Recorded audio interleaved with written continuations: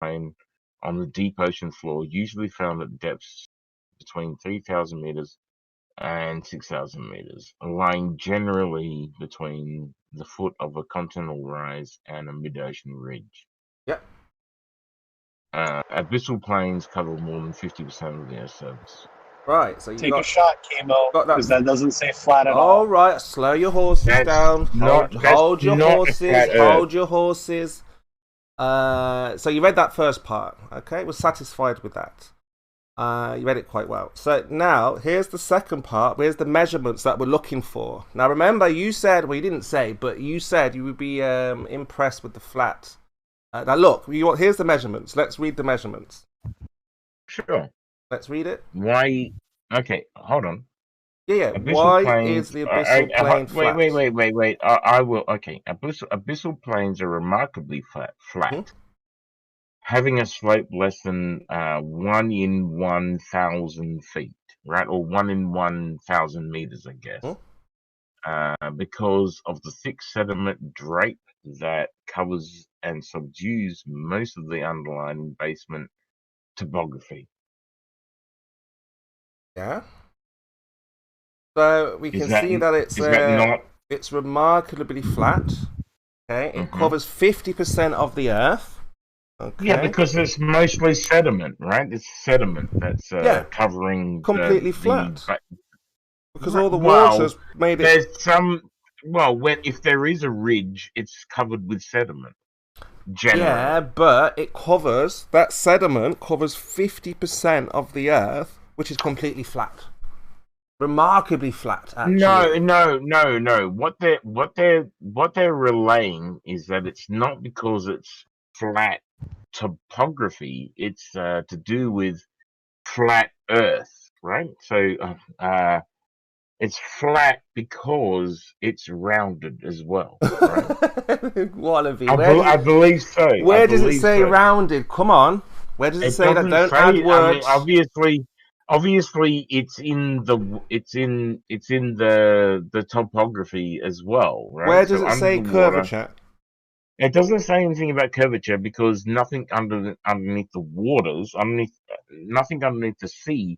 You don't have to, like, if we know the world is round, you don't have to say that underneath the sea the world is round as well, right? Over a kilometer. There's a huge over a kilometer. It says it's remarkably flat, less than 1/1000th. Or less than 1 meter change in height, which would be congruent with what is happening up on the surface of the Earth. No, you're not listening. So after a kilometer, there is an elevation change of about 1 meter. So it just drops around about 1 meter. Yeah. Yeah. So are you saying that the curve formula is every kilometer the Earth starts to curve? No, I don't think I'm saying that. I'm saying that underneath the water, like you're talking about a flat plane.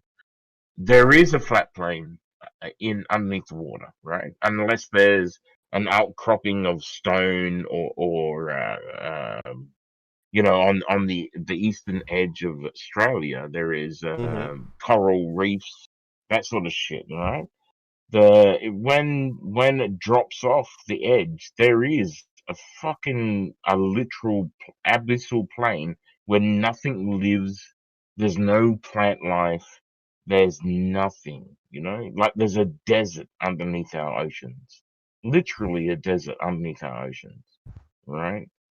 So unless it's near our coast or near your coast or near any person's coast, there are literally. Yeah, but I'm asking you that between. I'm saying between flat. 1 kilometer, where is the curvature? Because after 1 kilometer, there's just a elevation drop of 1 meter, and then it goes on for another kilometer of complete flat. Remarkable. Well, I'm saying that the Earth is round. And I think that that's a presupposition there. What is underneath the ocean is round as well. Wallaby, that's a presupposition. That's a presupposition here. We've got the facts. No, okay, but are you going to say that because there are deserts on the Earth, that makes it flat? Because there are deserts. That's what you're saying. No. If there are deserts that have a measurement of 1/1000 over 1 kilometer. What you're saying is that because there are deserts in the ocean, right, underneath the waves, underneath the water, that means that the world is flat because there's plains underneath the ocean. I'm saying 50% of the Earth is absolutely flat. Remarkably flat. Think that's true. But you just read it yourself. Do you want to read it again? Yeah, but you're taking those person's words out of context. Well, what's the context? Do you remember what it is like to read people's words in context? What is the context? The context is he's talking about what is happening underneath the ocean, right? Yeah. That's the context. But that's the Earth itself, not the water, the Earth. Yeah, but he's directly talking about things that are happening underneath the ocean. Okay. Right? So when this person is saying that the abyssal plains are remarkably flat, yep. He's saying they are flat in context that the Earth is round. Where does it say that? It doesn't say that. I agree with you absolutely. You got a bit of a problem then, haven't you? But I'm telling you that he's saying that in context that the Earth is round. I could accept that if you could show me where it mentions that. Because flat does not mean curve. Telling you, well, he's saying it's flat because it's like a desert. He says it's remarkably flat, and it tells you what there is. There is a slope. Are you saying that the Earth is sloping? There is a slope, not a curve. Do you know the difference between a slope and a curve, Wallaby? No. He's saying that the abyssal plains are remarkably flat, having a slope less than 1 in 1, right? So 1 in 1,000 meters. So there's less than a meter change over the height of 1 kilometer. So every kilometer, it slopes down. But there's 1 much meter. more of a. So that slope is not your curve, right? Chemo. He is trying to. He's making a statement, right? There's a statement being suggested here. We've got them, JJ. We've got them. Right. So he's making a statement saying the abyssal plains are remarkably flat, having a slope less than 1 in 1,000, right? So less than 1 meter in 1,000 kilometers, right? So that's 1,000 meters, right? So less than 1 meter in 1,000 meters. Yeah. And that could be 1 feet in 1,000 feet, right? It doesn't really matter, right? 1 in 1,000. Yeah. What he's not banking on is that there's going to be flat earthers like you to come around and you take his words out of his fucking mouth and tell him that he's saying something else. He's not saying something else. But you're changing it to something else. No, I think you're changing it into something else. Well, you read it, and you read the word flat. You didn't read curvature. You didn't read but ball. he doesn't believe that he doesn't believe that the world is flat. No one's making any claims about what they think. They're just telling you that the planes. They're just telling you that this is the priority. Yeah, it's clear. Is my mic working? I can't hear you. Can hear you. I can't hear you when I'm asking the question. What? Go ahead. I'm sorry, Kev. So look at this, Wallaby. It says Kansas is flat. Don't ignore me. What? Do not ignore curved for any reason. Curved, please speak. I need an answer. That's all.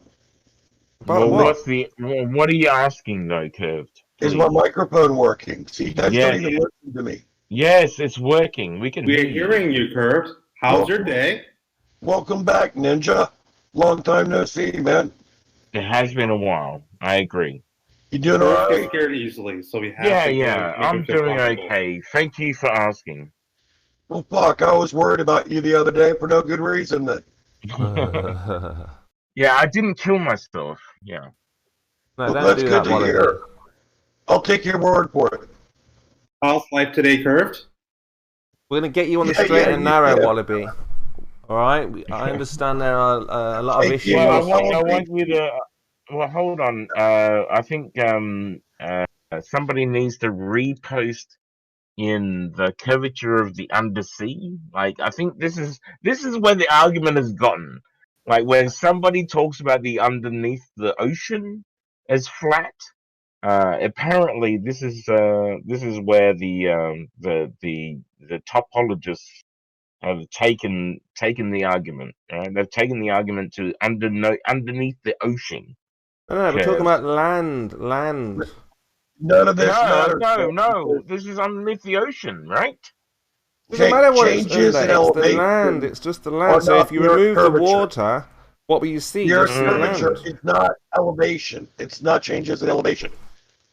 Right. You know what you're talking about, Curve. I mean, you can dick around all day with it, and that's fine. That's probably what you guys are going to do, but that ends it.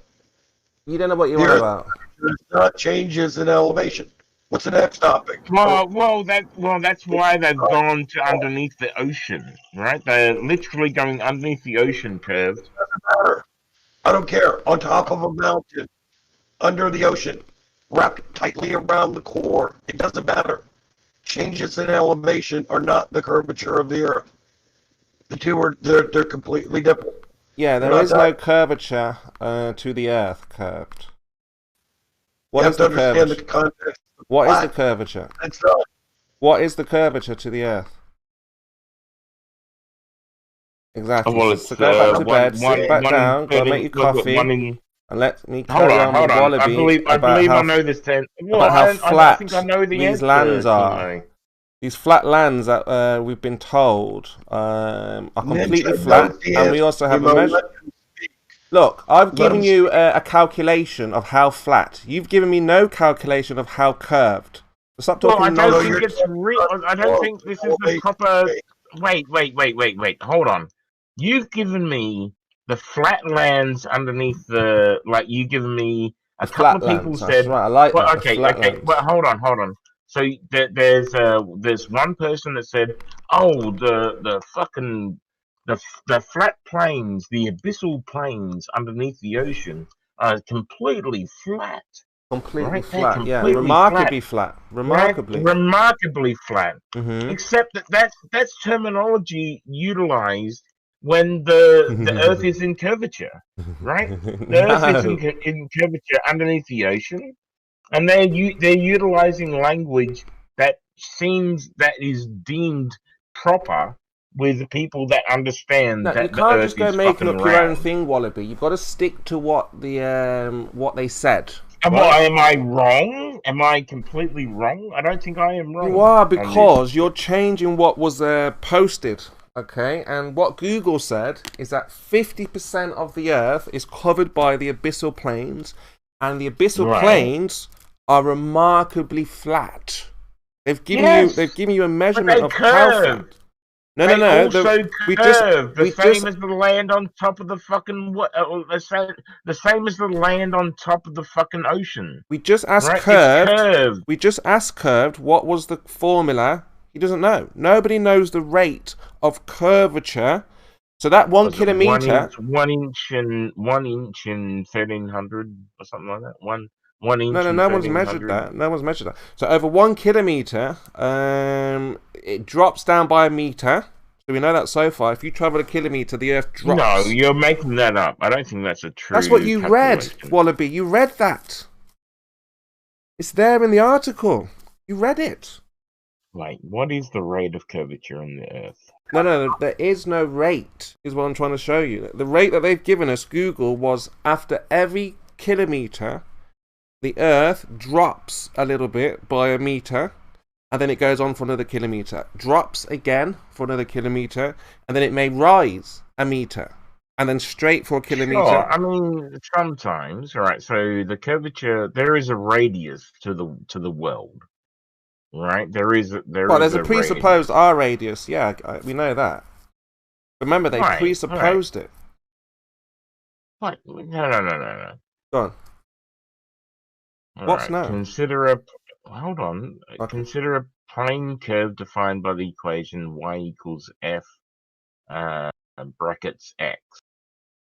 Suppose that the tangent line. Oh, where's Sheeple? I've got an answer for him about what's under the Earth as well. At the displacement delta s along the arc of the curve, the point M moves to the point M1.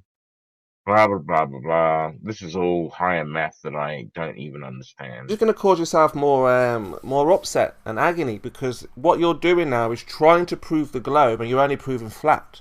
That's what we all did. Yeah, but no. Well, I don't understand any of this, right?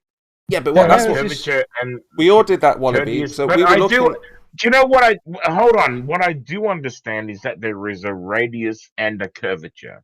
Right, I do understand that there is one of those, and there's probably two of them, right? With what comes of radius is curvature. We have curvature because. Why are you ignoring the actual measurements that Google have put out there? Why are you denying that? There is no curvature. Well, I don't know what you're talking about. Well, what standard do you hold this information to, Spurs? How many people have confirmed it for you? So James Cameron went down there. A movie maker. In his little scuba thing. No. He was the second. Disappeared off my desktop. I think there's only been four.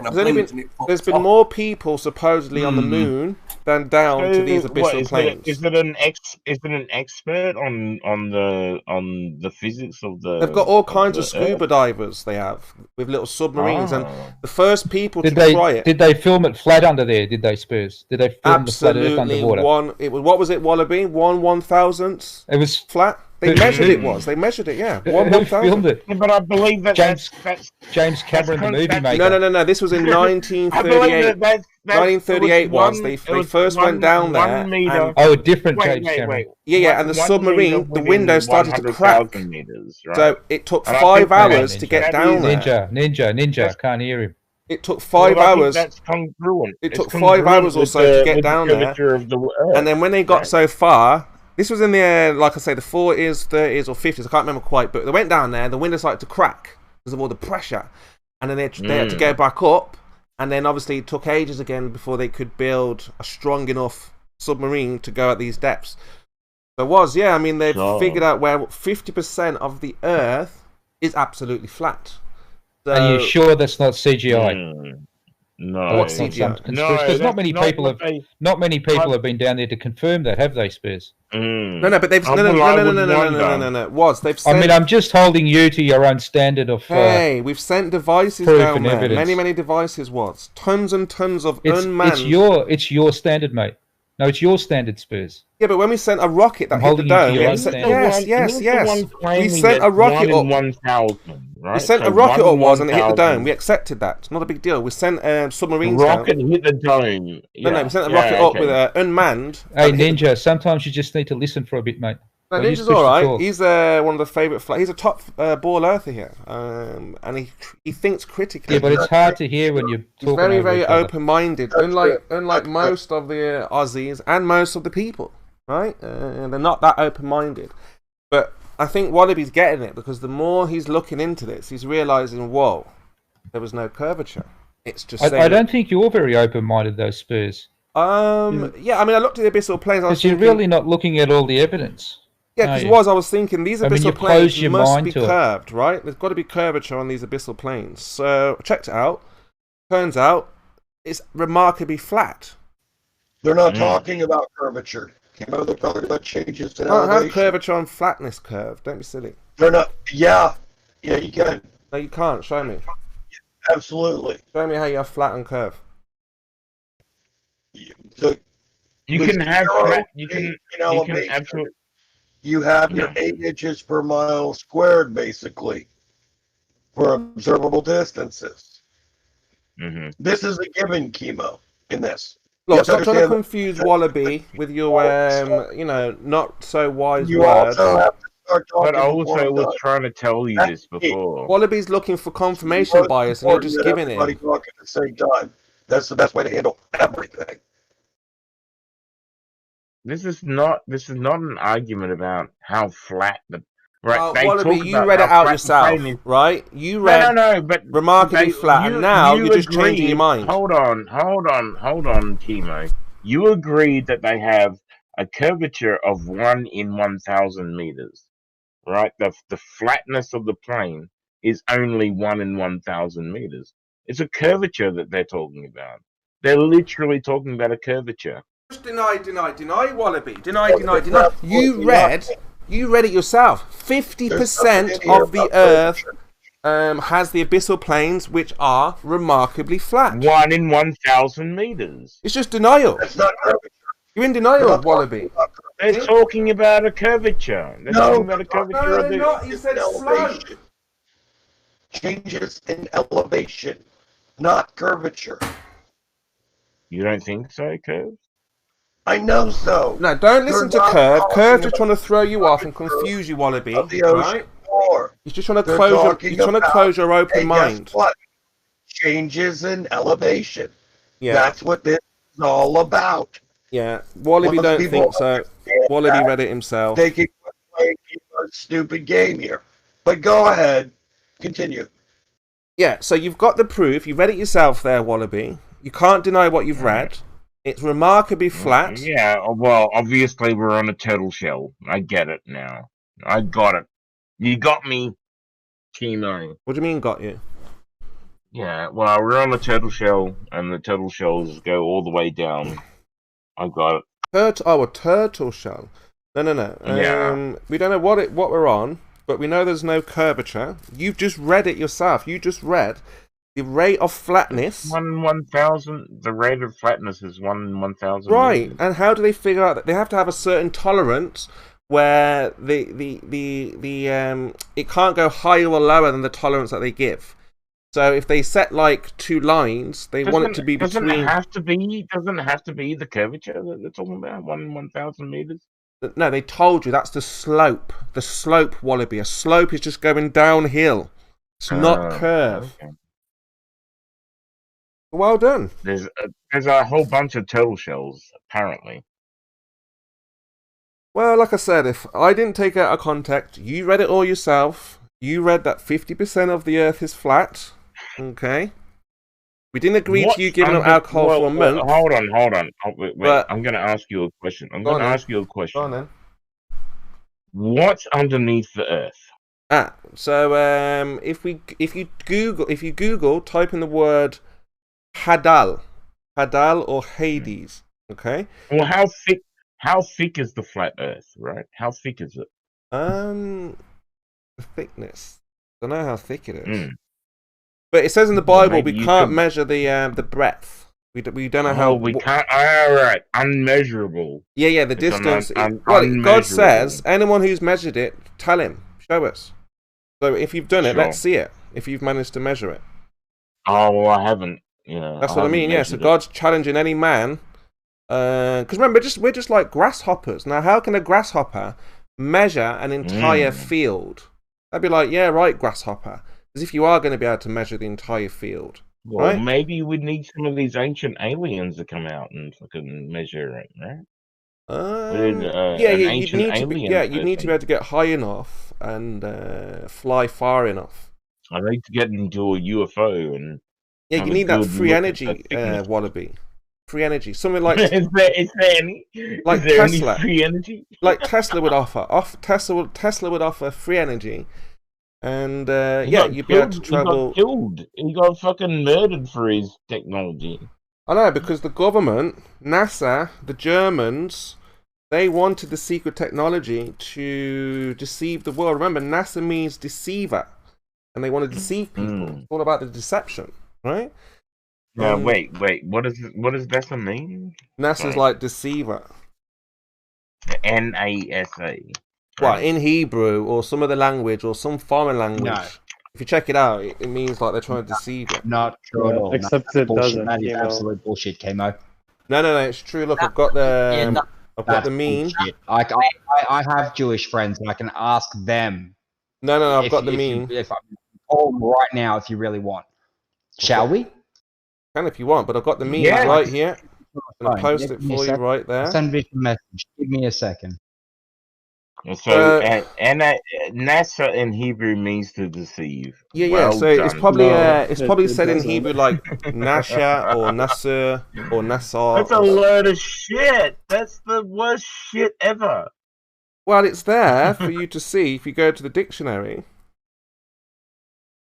You've got to go to the dictionary, Wallaby. Right. Okay. Nasser. Anyway. Yaakov.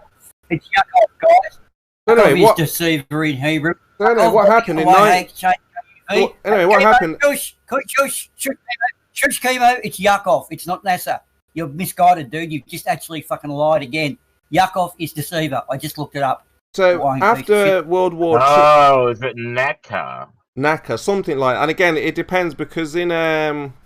depends which country you are. The S and the C... North Shore. North Shore. So yeah, the S and the C can be interchangeable. So not NASA. But what happened in 1945? The Americans took the German rocket scientists and all the other scientists, and they formed all the German rocket scientists. They formed two camps. God. So they formed a branch of the CIA and the FBI. Oh my god! And then the other rockets formed NASA. So NASA is just a form of the CIA, but for the rocketry. So they're not like an actual space company. They're just more like a government agency. Shadow government. NASA actually means to lift in Hebrew. Look, none of you speak Hebrew, okay? That guy is asleep. To fly, to lift. Never saw Hebrew. He's obviously a Jew. He's a sleep man. You know, he's a black Jew, obviously. Well, I mean, I think the Jews. I think everybody wants to be a Jew, right? So I think the idea is that if you're God's chosen, as an atheist, I think if you're God's chosen people, I think it makes you special or something like this. But we'll find out in the future, obviously, when the time is right.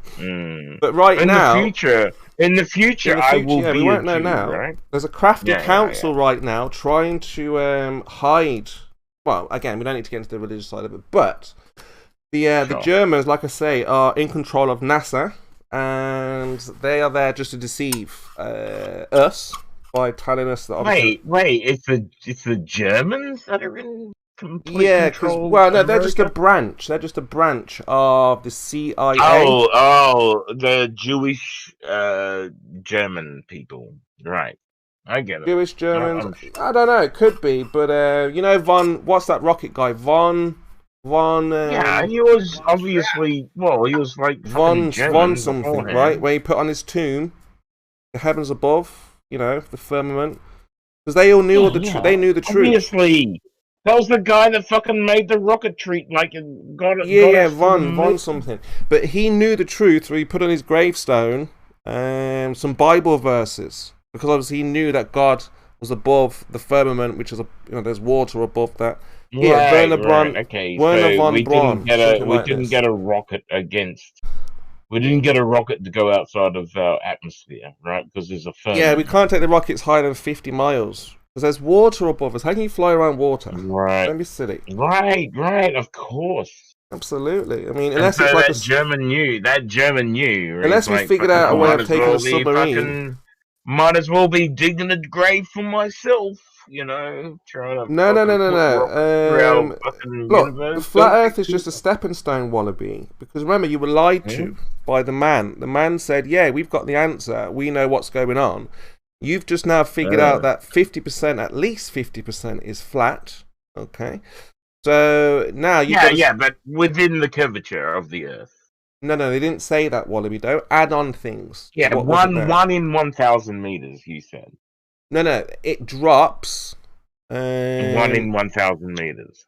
Yeah, every kilometer, it drops a meter That 1 in 1,000 is their tolerance level. Go and look at how to measure flatness. It just means they have a level that they have to keep between. If there's a droppage of 1 in 1,000, not a drop. That's you didn't say over what distance that 1 in 1,000 meters were. So over a kilometer, they had a tolerance level over a kilometer. I doubt that was over a kilometer. Yeah, so if you want to know if something's absolutely horizontal, flat and level, you need a tolerance level. So you've got to make sure between your tolerance level that it doesn't deviate. I don't think that's true. I don't like if it was completely flat. That's how you make flat glass. Where you make glass sheets. Right, okay, sure. Yeah, but if I was making flat glass, I wouldn't be making it over 1,000 meters, right? You could do that. You could on the abyssal planes. You could over a kilometer. I'll be making flat glass within a tolerance of 1 millimeter over a foot by foot, right? So 1 foot by 1 foot. I'd say this glass needs to be within 1 millimeter. And that's what it needs to be, right? If I was making glass that way. So all you've got, Wallaby, is there must be curve, there must be curve, there must be curve. And the only reason why you think there must be is because that's what you were told when you were a little kid. No, that's not what I'm saying. I'm taking your words and putting it into my mind.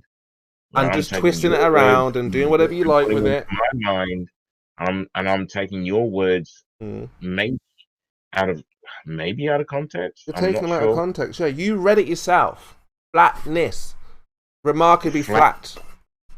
Your words were remarkably. I heard you say remarkably flat. Right. So how do you get curve out of remarkably flat? Well, you can be standing on a curved nature of Earth, right? Imagine a flat plane, right? Yeah. Imagine this flat plane. It could be remarkably curved. You would have no idea. You would have no idea. Remarkably curved. How is it? You don't have any idea. Well, you're standing in a flat plane. You're looking around you. Right? Remarkably curved. Remarkably curved. How is that? How much is that? Be. Absolutely. What is that? Like a coil, a spiral, really, really tight. You understand what I'm talking about? Like, fucking, if I was on a plane, right? Imagine if I was on a a flat piece of glass. Let's say you said on I'm talking about something that doesn't exist in nature. No. Let's say you're on a piece of glass, a flat piece of glass. Where is the curvature in this glass? Well, okay. So we have a piece of glass that you would put in your window. Were generally blown, right? They're blown pieces of glass, like the most visible through glasses, like windows, would be made from a blown circle, right? A blown. They would blow these things out to be really huge, and then flatten them out to make into window panes. Right? That would make the most visible glass to look through. I'm not talking about visibility, Wallaby. I'm talking about curvature. I'm talking about flatness. So how flat or how curved is a piece of glass? I'm trying to find out. There are many. I described to you like how you spoke about the transparency. Most panes of glass 1,300 years ago, or even 400 years ago, right? So let's say 400 years ago, that most panes of glass were blown, right? Most glass was what? Pieces of glass were blown. Oh, blown. Yeah, they used to blow it. Yeah, that's right. Yeah. They used to blow them into a big, huge ball. And then do you know what they would do? They would make a giant ball, and then they would slice it in half and let the pieces they would fold out. They would cut the piece of glass out of the glass that you just blew, right? You just blow this thing up to a hugeness. Yeah. So you blow a huge ball, you chop it in half, and then you let the pieces fall apart flat. But they would say that it wasn't flat enough. It was still there were still deviations. Right? That's Jesus Christ. I mean, what do you want? Like, okay, some dude says that the bottom of the ocean the bottom of the ocean is flat. Mm-hmm. Remarkably. Right. Don't forget the word remarkably. Right. That means impressive. It's remarkably flat because there's nothing to say that it's not. You know, if you were a robot now, Wallaby, you'd be malfunctioning because you're trying to comprehend. I'm sorry. I'm hiccuping.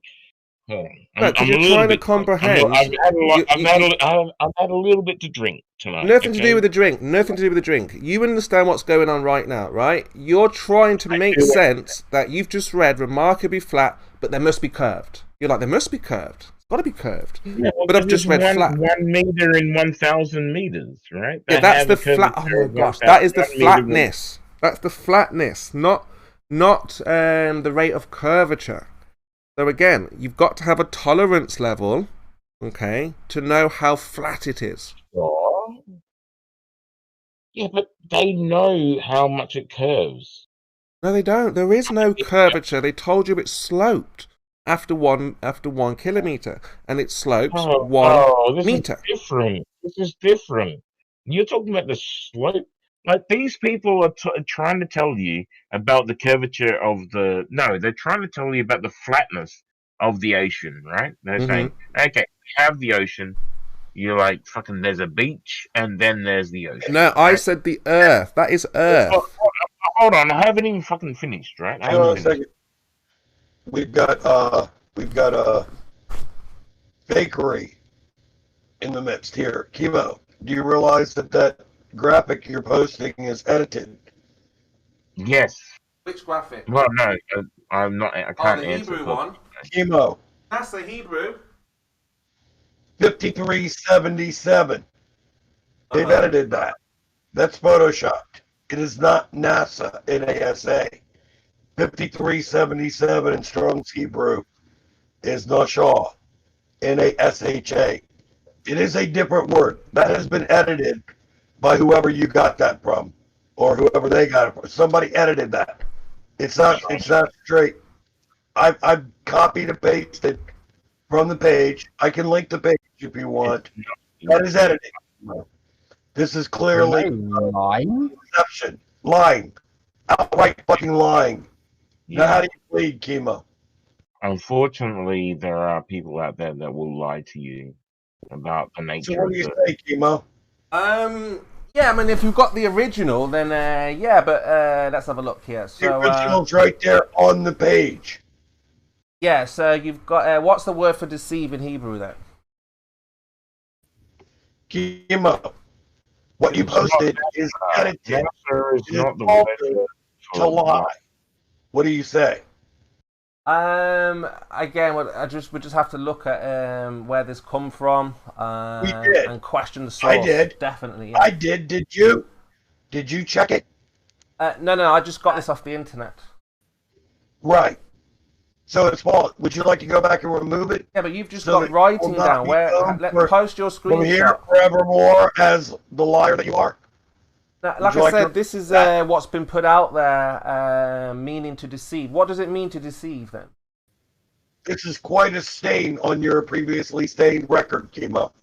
No, like I say, it's just a meme that goes around. You put it out there. I mean, it's pretty much the same anyway, because NASA do deceive. So what's the difference? All of a sudden, it's a meme. Oh, got it. Right.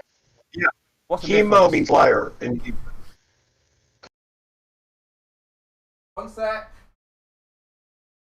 Time for a cup of tea. I've got one for that too. You what?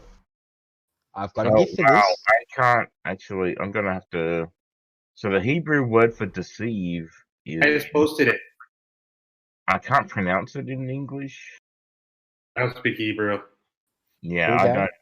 I can't read the language, but I can post it, I guess. I think it's Nashaw. It's got it's complicated, but what he posted was it. I mean, how do we know that you found the right translation curve, right? We just don't know. I'm using the same fucking source that your lying editor was using. The best thing to do is to put this meme into photo ops It's this thing you can do to check if it's been No, edited. Chemo, look at the page, man. I'll definitely check it out, yeah. I mean, it's not that big of a deal, is it? They deceive us anyway, right? What's the big deal? Somebody thought, oh, wow, NASA deceive us. Why not just say that this means deceive? Well, no, they're not deceivers, obviously. I just linked the fucking page. Oh, yeah. Look at it. Yeah. Click take a look at it now. Look at it. The pronunciation of that is full. So that's the pronunciation, right? Yeah, we've got it here, Curve. You've posted the right one. 5377, Chemo. No, you've got the right one. It says here. Let me put it on the big screen for everyone to see. The Curve found the one that says Nasha, to beguile, deceive. Yeah, we've got this right here. We've got it right here, Curved. Strong's Hebrew 5378. Nasha, to beguile, deceive. No, we were right in the first place, we already told you. We fucking tried to look at this before. No. You look at the wrong one. You've got the wrong one, guys. Look at the first one where it says Nasha, right? And it says Nasha, to beguile, deceive. Well, we were right in the first place. Then it's right not to tell you, NASA, we can put that back. We can put that straight it's not back NASA on the big screen there. If it's NASA, there's not NASA. Thank you very much. Nasha, to beguile, to deceive. It's right there for everyone to see. Like what you tried to do. No. I've got it here on the big screen. What you linked, I've got the link on the big screen here, Curve. 77. Oh, they got the numbers mixed up. So what? But it says here what you posted. 77 does not say NASA. Doesn't matter. You've posted the right one. Nasha. It does matter. No, we can just change the meme then to this one here, where it says, "Oh, let's take a picture of this one, and we'll use this one instead." So you're saying that it's now not? It's not NASA. It's not NASA, right? That's what you're saying. It's not NASA. Nasha. And it means... Which is nothing to do with NASA, right? No. Nasha means to deceive. Right. So you've just given me the original link. Is not the word to deceive, right? He's just posted the original link. It's the first one there. To beguile, deceive. No, it's not, Chemo. I've got it here on the big screen. Got it here on the big screen, Curved. All here for everyone to see. NASA is fine then, right? NASA is the word that you're talking about. Look, apparently. Whether it says NASA, Nasha, Nasa, Nisa, Noza, Nis, it means to beguile and to deceive. No. NASA does not mean that. It's got Nasha. Well, obviously not the word NASA then, right? Oh, for goodness sakes, Wallaby. Look, it's spelled Nasha, right? We've got NASA, Nasa. So it's similar. It's all they've done is removed the H. It doesn't mean that. NASA does not mean. And then they've kept the deceive part. No, it's a completely different word. I've got it on the big screen. As you're arguing, I've got it on the big screen. It's quite funny. Listen, he says it's not. That's great. And we can all see it here. Right. Nasha. Because NASA means National Aeronautical Space Agency, or something like that. Yeah, but if you go to a Hebrew person and you ask them to say NASA, they'll say Nasha. What's the H doing there then? The H is how the Hebrews pronounce it. Oh, really?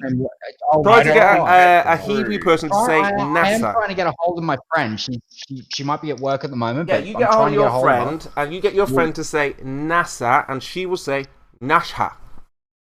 No, I think she's preparing you a new one. You've already spoken to her. You know Vishanti, don't you? Who? No, I don't know any of your friends. But thank you very much, Curve. You cleared it up for us. Thank you very much. You always like to help the globe argument, the flat earth argument. From Strong's, and neither one of them are the word that Chemo posted. They don't mean that. I've got it here on the big screen, Curve. You can't argue. Was edited It's a lie. Nasha is the word for fool. For this fucking lie. Shows exactly. We don't say Hebrew words in the same way that they would. We would remove letters, add letters. Lying. Nasha is the word for fool. It's like in Greek when they have the word platus, and we have the word plato, right? Or plate. Obvious for all to see. Right? No, this is not the same thing. Fucking lying cunt. No, there's no lying here, Curved. We've got it. You've just posted it for me. You've just helped me out. Right? You've just assisted me in getting me the absolute original. And it says Nasha. How dare you? How dare you, Chemo? We've been so lied to. Bad Chemo. Bad.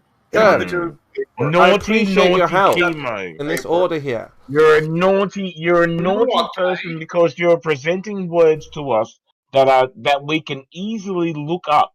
We can easily look up these words on the fucking internet. You idiots. No, look, guys, this was to diffuse when Wallaby just read out the flat Earth. Okay, because I know that's a lot to take. Okay. So, in order to diffuse the situation and give you guys hope, we put out things like this. So you decided to read out naughty words. Yeah, you put out stuff like this. Naughty, it makes you feel fucking bullshit. Makes you feel human again, right?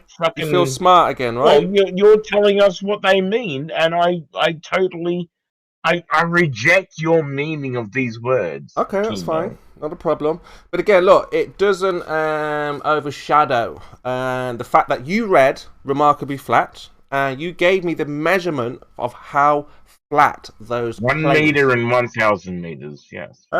Amazing. One in 1,000. That is remarkably flat. You do realise that, yeah? Well, 1 in 1,000 is pretty. It's remarkable. Like yeah.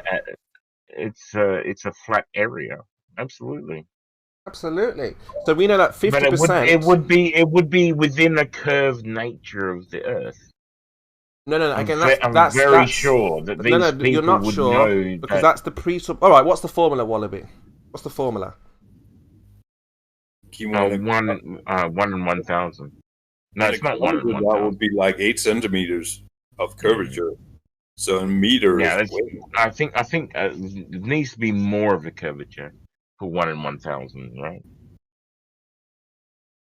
For 1,000. If we talk, 1 in 1,000, like 1 meter in 1,000 meters, it wouldn't be enough curvature to make it around Earth. Look, you can't include. Hold on a second, Sort. Look, Wallaby, you cannot include your presupposition that the Earth. But I'm sure that they were talking about. A one, right? They're talking about a 1 in 1,000. Okay, 1 in 1,000 meter drop. No. Stop doing that. He said it was a meter slope. Okay, and that 1/1000th is how flat the surface was, including the curvature of the Earth. But I get it though. I mean, this would upset me also. I'm looking for a way out. They're talking about an inclusion. They're talking about including the curvature of the Earth, which they would never have to do if you're a fucking clued in, right? If they're talking about a 1 in 1,000 meter drop, right? So 1 meter within 1,000 meters. Wallaby, it's not a 1 in 1,000 drop. No, there is no. The only drop is the slope that happens after every kilometer. 1 meter in 1 meter in a kilometer. Yeah, after 1 kilometer, it slopes down 1 meter, and then another area it might slope up 1 meter. Yeah, but they are saying that this is what you experience over a fucking abyssal plain that is millions of miles across, right? This is what you get to see. 1 in 1,000. Half of the Earth is flat. What are you gonna do about this? Well, it's not fucking flat. It goes around the Earth. Google have told you that it's flat. Google said flat. Well, I have to say. All right then, Wallaby. Show me the rate of the curvature, and then we can end this discussion. They're expecting people to understand that it's round. No, that's presupposing now. It's a presupposition there. They're presupposing that you understand that it's round. No. I'm not I'm going with what they actually say, that it's flat. Yeah, well, fucking, you're an idiot. Why? Show me the rate of curvature in that case. Gimo, a rate of curvature of a meter would be the moon or something. No. Over a kilometer. Over a kilometer, the rate of curvature you would expect from the numbers that we have is 7.6 or 7 centimeters. Is it? How do you know that? It's very little. How do you know that? It's called math, Gimo. Yeah, but how did you work it out? How did you work it out? Under the oceans, how much rate of how much rate of curvature should we expect underneath the oceans, as well as the top of the land, right? As well as, because it's the same. It doesn't matter whether it's underneath the ocean or on top of the land, right? Imagine if there was land everywhere on the earth. Like, what rate of droppage should we see over 1,000 meters? Well, we should see 8 inches. At some depth, over 1,000 meters, maybe 8 centimeters. Right. Yeah, it's very small, extremely small. Yes. No. We've never been able to measure the rate of curvature. That's the point, Wallaby. We've done it in the channel before. No. All we've measured is the flatness of the land. You can measure it with 2 sticks, man. 2 sticks. That's all you need. No. Again, that's a caveman, Stone Age way of doing it. Okay, today we can go underwater with submarines and we can look at the land and we can see that it's absolutely flat. We don't need any sticks these days. Absolutely flat. Drop the meter. What it drops a fucking foot over 1,000 kilometers. Well, over 1,000 meters. No. A meter over 1,000 meters. Yeah. So over 1,000 meters. That's not flat. Is that a flat surface to you? That horizontal plane is absolutely flat. Yeah, that plane of reference. It's described as a slope between. No. Between the two planes, there is a slope. The abyssal plane is described as a slope. You said that to me. You corrected me. The plane is not a slope. The drop is a slope. The drop is not a curve. You read it out, Wallaby. 1 meter slope. You told me that the meter over 1,000 meters was a slope. No. I said that the meter was a slope. The plane is flat, horizontal, for a kilometer. It doesn't describe that. It doesn't describe that. Doesn't describe That's not what I read out. I didn't read that. Oh, so when you add words, it's okay for you to add words there, Wallaby, right? Well, no, you're adding you're putting words into my mouth. I never read that. I'm not putting anything into your mouth, Wallaby. I'm simply showing you that what you read was it's 50% flat. Let me scroll up.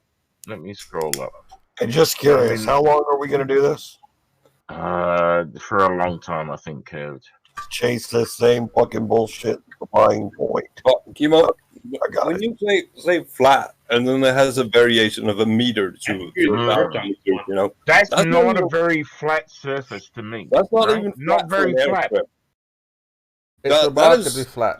Fairly bumpy for an airstrip. It seems like a very undulating surface to me. Doesn't say that. It says remarkably flat. Yeah. Well, not for an airstrip, it ain't.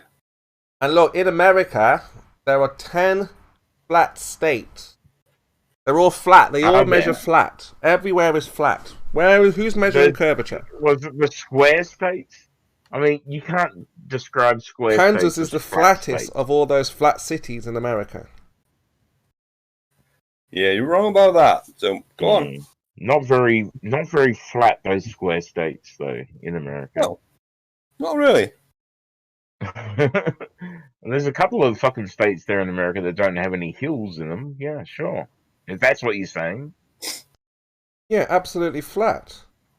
Elevation. No, they're not absolutely flat. Elevation difference is very low. It's a very different thing to say that they're very flat. Why are you entertaining this bullshit from Chemo? What we need...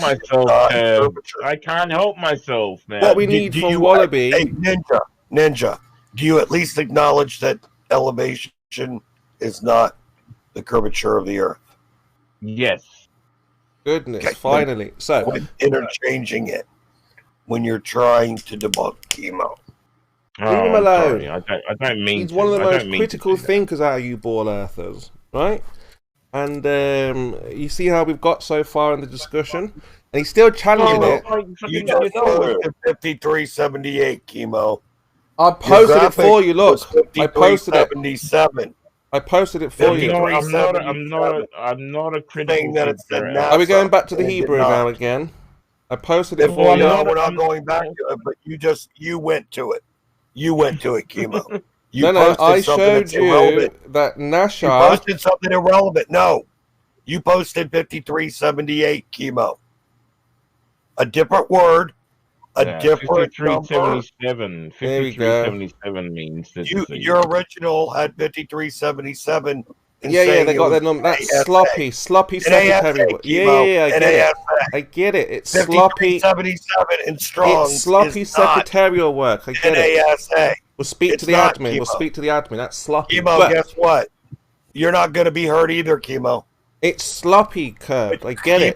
Right? You can stop doing this. We'll get the admin to fix the correction. So what we've got is Hebrew 5378. Honestly, not 5958. No, chemo. They messed up two numbers. So what? Chemo, you have to understand. There's enough Jews. There's enough Jews here to fucking reprimand you. Listen, for your fucking they got a couple of numbers wrong. It's okay. You've got the right one. Stop talking over people. Don't make me get others involved that outrank you.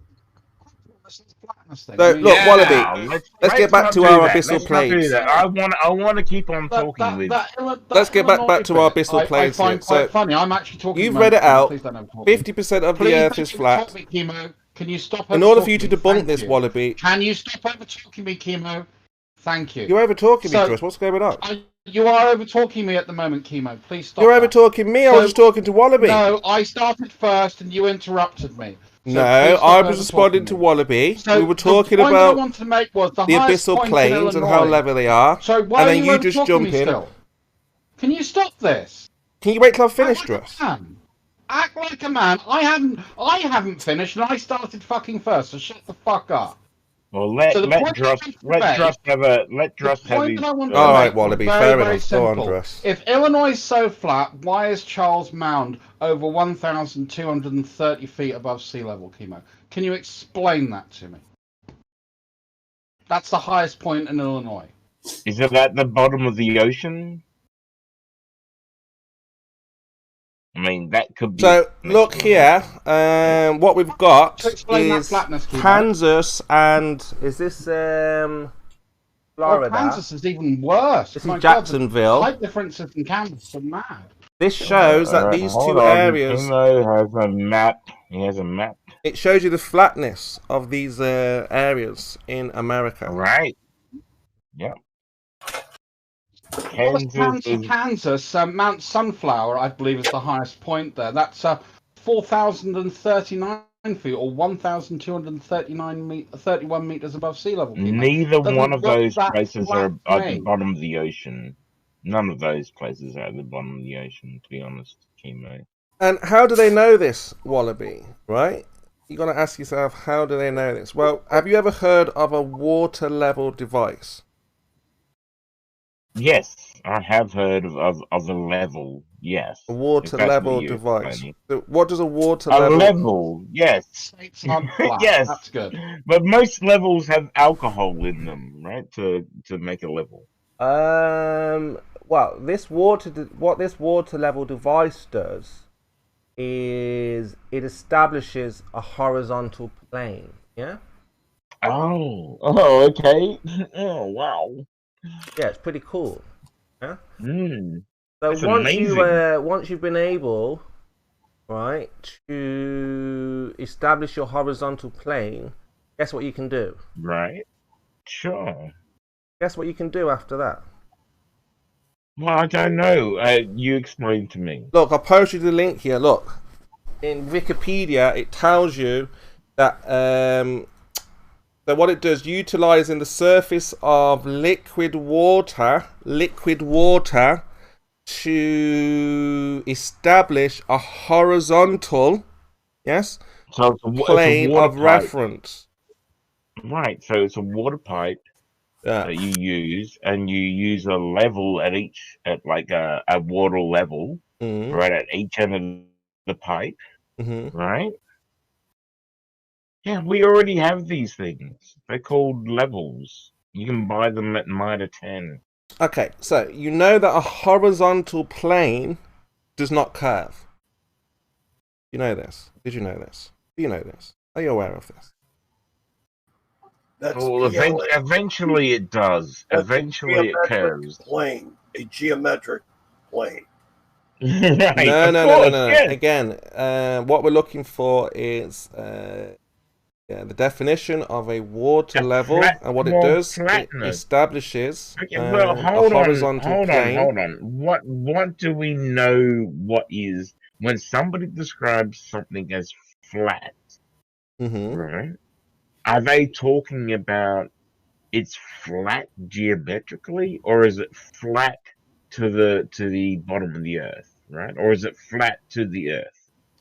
So it's like flat, no curvature, no elevation. Do you think that's what was happening when somebody described the bottom of the ocean and they said, "Oh my God, it's flat down there"?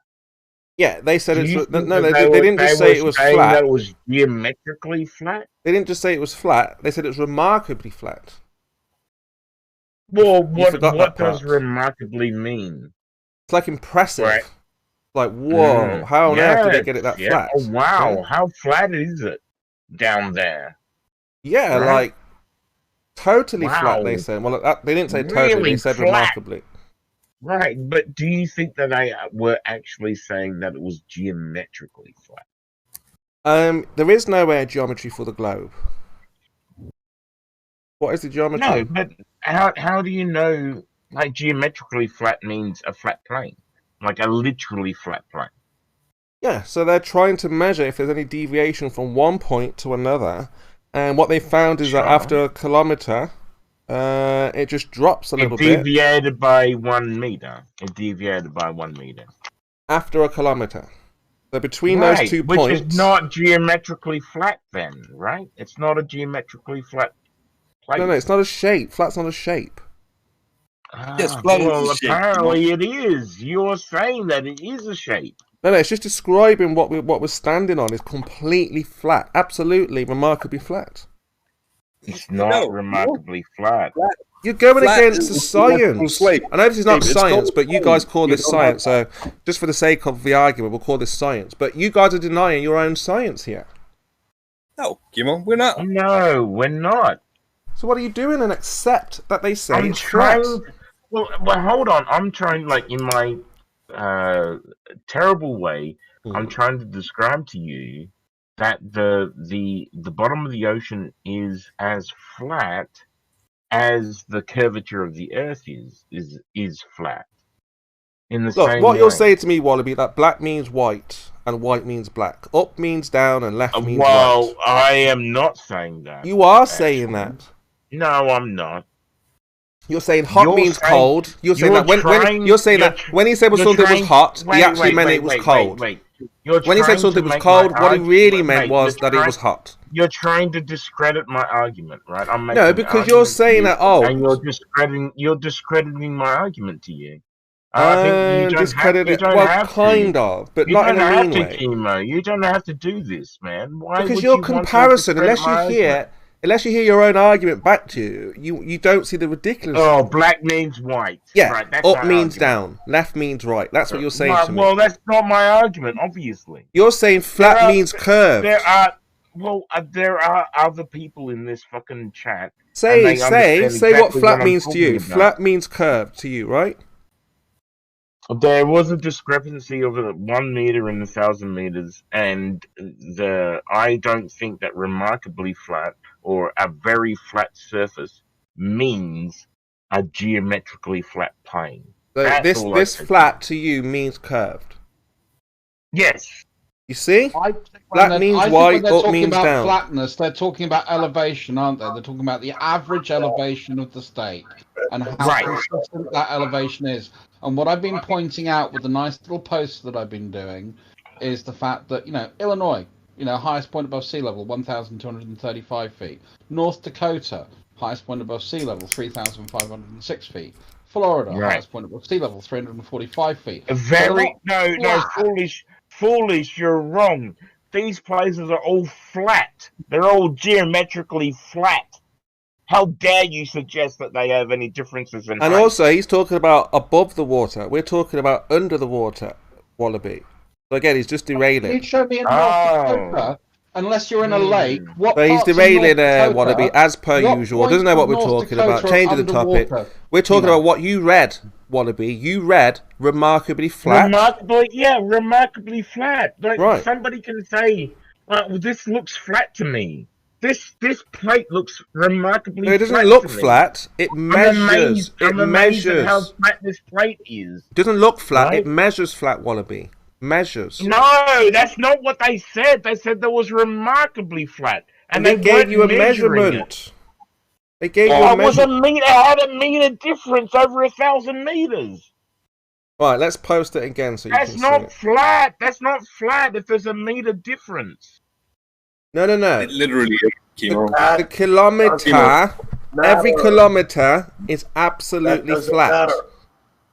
And the only elevation change having is a slope of less, right? Okay, having a slope of less than 1 in 1,000. It doesn't matter. The slope is fucking irrelevant. No, it's not. That's what they say. You can't change what they say curved. They talk about what they're measuring. It changes in elevation. That's it. That's it. They're not talking about the curvature. No, you don't know what they're talking about. They're talking about a difference in 1 meter and 1,000. Elevation. No, there is no curvature curved. But honestly, it's irrelevant. It doesn't matter about the curvature, right? They're not measuring changes. They're not measuring curvature because there is no curvature. That's the point. No, Kimo, you don't understand as usual, and neither do the people that keep chasing you around like this. Yeah, you don't understand either because you don't have a rate for curvature. Pathetic and fucking embarrassing, to be honest with you. So what's the rate of curvature then? But end it now then. What's the rate for curvature? Should be about 8 centimeters to 11 meters. Exactly, curve. You don't have a rate 1 because degree it's flat. for every 69 miles approximately. All right, let's see your measurements. All right, fine. Let's see where you measured that. Let's have a look. Okay, what is that in? Where's your measurements? Let's see where they measured that on Google. Let's have a look. I measured that as an observation to the angle to Polaris. Okay, so you're just making up stories. There are no references. I can't cite it anywhere. Anyone's making up stories, mate. It's you. So please stop. Yeah, I got my references from Google. I'll change my name again, Chemo. Do we go back to Chemo's a rant boy again? I got my references from Google. Where are your references from? I actually went out and did it. You pulled them out of your A? Google are your references, Chemo? And that's the difference between flat earthers and you globe earthers. Right? You're quick to tell us that we're wrong, but you don't have anything to back it up. Better than just Googling shit and having that. Right, so what's the rate of curvature then? 69 miles or thereabouts approximately. Yeah, stop telling us your fantasy story. You've read us that. We want someone who's actually measured it, like I've provided for you a flat You haven't measurement. measured shit. What have you measured, Chemo? Did you measure that? No, I didn't measure this, no. So why have you got a different standard evidence for me than for you? I asked you for your source. No, you asked me if I'd measured it. Yeah, if you haven't, where's your source? You never asked me for a source at all. Did you say, did you measure it? I said cite it. Cite your measurements. My measurement. We did this I cited them by saying I measured it by observing the angle of Polaris using a sextant as I travelled north. Oh, let's have a look. Let's see it. That's my citation. Let's see it then. You don't stick to your own standards, Spurs. We went through this already. What, do you have a measurement, of curve? No. No. Not You're me just personally, guessing no. as well. So that's the problem with the globe earthers, right? Everything that you've ever done has been a guess. You can't go around teaching guesses to children. Now, we can teach children, hey, they've told us 50% of the earth is flat. Go and look it up. Go and do a bit of research. If I tell them to research your measurements, where do they go? The context for that word flat there, Kima. Where do they go? You're hiding. Yeah, there is context. So the little kids have nowhere to go to find out the rate of curvature. They give it to you. But just posted, Kimo. It's they there. do have a place to go to find out how remarkably flat 50% of the Earth is. Well, remarkably flat of less than 1 to 1,000. What are you arguing with, Kerb? Where are your measurements? These are my measurements. Stop using my measurements. Where are your measurements? Change in height is what they're talking about. Yeah, you're using my measurements. Where are your measurements? Where's your data? Emo, I'm being fucking serious right now. So am I. Where are the measurements? I'm not gonna put up with it, Chemo. You're not going to provide evidence. You're just going to ramble on and preach. Okay, the floor is yours. Chemo, preach away. A method in the chat for you. I've given you my citation of how I've personally done it. I've just posted an article from Princeton saying how you can get the measurements and how you can do that observation for yourself. So there you go. So now you have a method and a measurement that you can go and do. So you ask for the method, there's the method. He might read it, very foolish. He's not going to read that. Oh, I don't care. I mean, he asked for a method, and rather than use Google, I went to Princeton University. University. So I've just read your little paper here. We've got it here on the big screen. And it talks about if. And we don't deal with the ifs. We deal with the facts. So it says here, if the Earth is round, then this will happen. We don't see that, okay? Because we don't have a physical geometric horizon. So again, Druss, what you're showing me is based on the presupposition. Where are the actual measurements, okay? Like we have with the abyssal planes that tell us that they're absolutely flat. The difference is we have science to back you up where you have disingenuous lies and stories. Right, and it says that this is what you need. You need a location, a Pacific location, where it's clear of a sunrise over the ocean. Why? Again, there's no physical horizon. A friend to help you measure the height of your eyes while laying down... What on earth is this? A stopwatch, a pen and paper to record times and height. Why? The horizon is not physical. I don't even know what you're talking about. So it says go to a place where you can view the sunset or sunrise over the ocean. Why? Again, you don't have the physical horizon. This is like somebody's idea of how you measure the horizon. How can you do that? You don't have a physical geometric horizon. Where's the geometric horizon? I have a pen and paper. I've got Ninja, it's an experiment designed for young children to be able to do an observation. Get your pens and papers out. You got your pens and papers out. Look at this. This is an absolute joke. What Druss has just posted here. So we have to wait for the sunset. Chemo's having, apart from the fact that he's just constantly over talking everybody, is that I've shown him a method that is taught in schools. Yes, all science has foundations that sit below it. So there are things that we have in science that, so if this is true, therefore that's how science kind of works, because different things are built upon different foundations. So if if our view of electromagnetics is wrong, even though we're getting answers that look good, the method may not be right. So that's why they're always tentative in the language in science. And obviously, Chemo wants absolutes, which is totally anti-science. Really horrible, right? Okay, so Wallaby, let's have a look at Druss's paper here. Okay, so it says the first thing that you need to do, Wallaby, is to go to a place. Get your pens and paper out. After you got your pen and paper. Yeah, after you got your after you got your stopwatch and a pen and paper with your friend. Go to a place where you can easily view the sunset or sunrise. Okay, so how far is the horizon when the sun rises, Wallaby? Well, I don't know. Oh, you don't know? Okay. So if we're viewing the sunset, we need to make our first measurement lying down. So what are we going to measure? What are we going to measure, Wallaby? What's our first measurement going to be? Why does the distance to the horizon matter? I need to know.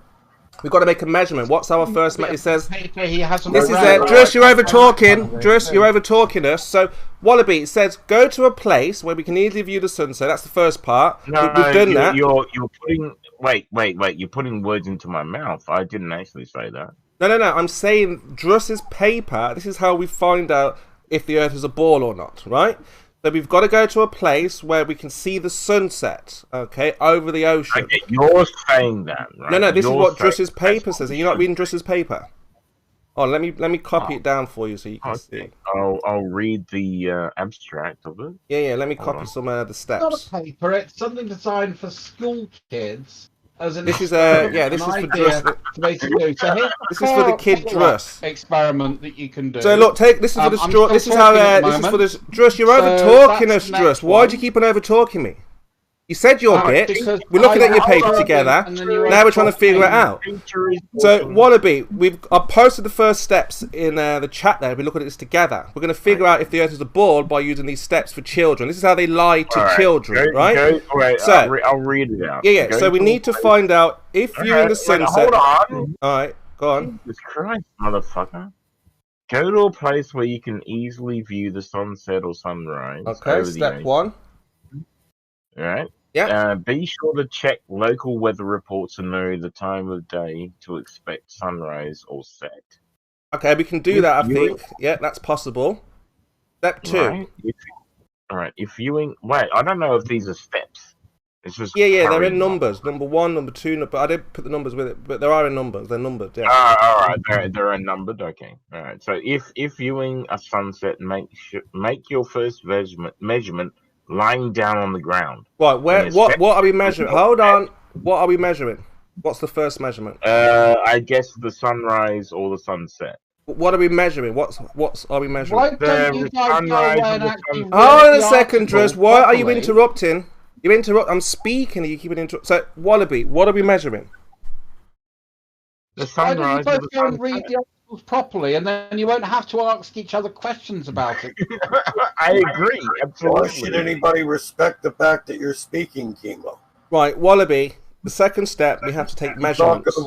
How do we take measurements? And what are we measuring exactly? Why should anyone give a fuck? Wallaby, how do we take these measurements? I do like... Wait. I'm reading down from what you pasted in. Yeah.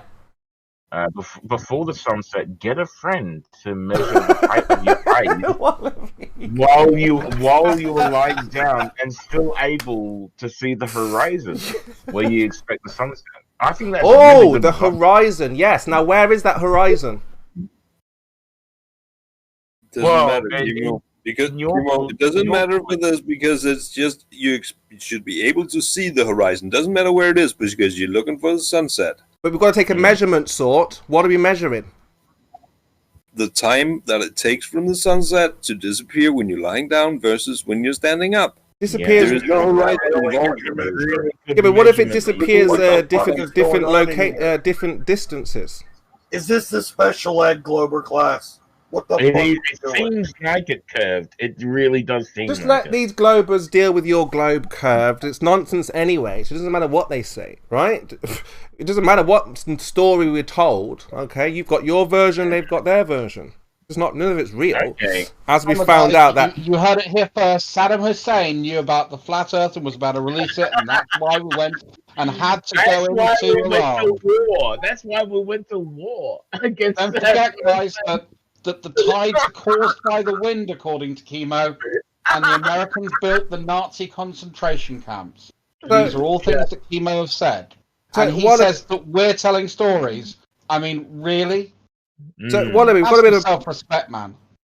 So, Wallaby, we've got a bit of a problem here. It's telling us that we should be able to see the horizon, but we don't know where the horizon is. If it's nearer, further. Are you blind? Well, it wasn't in the same place as it was yesterday. So what do we do? Doesn't know where the horizon is. Chemo. Oh my God! Chemo, well, where is the horizon? What's the distance to the horizon then? Chemo, are you wearing your helmet? Freaking says. I know English is difficult for you, but you're supposed to be able to see the horizon. You're not supposed to measure it or anything in any relation to it other than you're supposed to be able to see it. Meaning they're telling the kids, don't look at a freaking wall because the sunset's going to be at an odd time if you do that. That's all it says. It does not say measure the horizon. It says the sunset behind the horizon. And nobody has ever argued that the sun does not set behind the horizon, Chemo.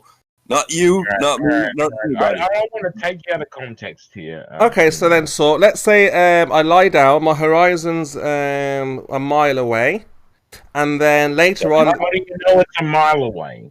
And let's say you lie down... Let's say... No, so, you didn't let me finish, so, you don't let me finish. Okay, I've let you finish. Let me make my point, and then you can respond to it, okay? Okay, so you said, you don't need to know where the horizon is, just time when the sun goes behind it. So, if we've got the horizon the sun disappearing at 1 mile, that's where the horizon is, it's going to take a different time if it's 10 miles away, sort. Yeah? Nope. Chemo, what it says no, here okay, is so... no, Chemo, my turn now. Yeah, you Chemo, said no, so what's no? No, shut up. If you lie down and you see a freaking anthill instead of the horizon, then you're doing it wrong. Move. That's what it says. Okay. It does not say you have to see it and... No, shut up. It does not say you have to see it. Direct measurement. Because the distance does not matter. It matters that you see it from one height and then from another height, and there's a time difference between the two. Maybe that's you have to lay down backwards so that you can... This is part of the problem, sort. If I lie down and I get obstruction at 1 mile, and then I lie down and get obstruction at 10 miles, which one do I time? Would you do that in the same day? Would that happen in the same amount of time that the sunset changes? That can happen in the same day, sort. Yeah, that can happen. Within that time of the sunset? That it can will move 10 kilometers? Do you document that, Chemo? Come on. That can happen, because it's not... No, because it doesn't move in the time that the sunset will take. It's like 5 freaking minutes.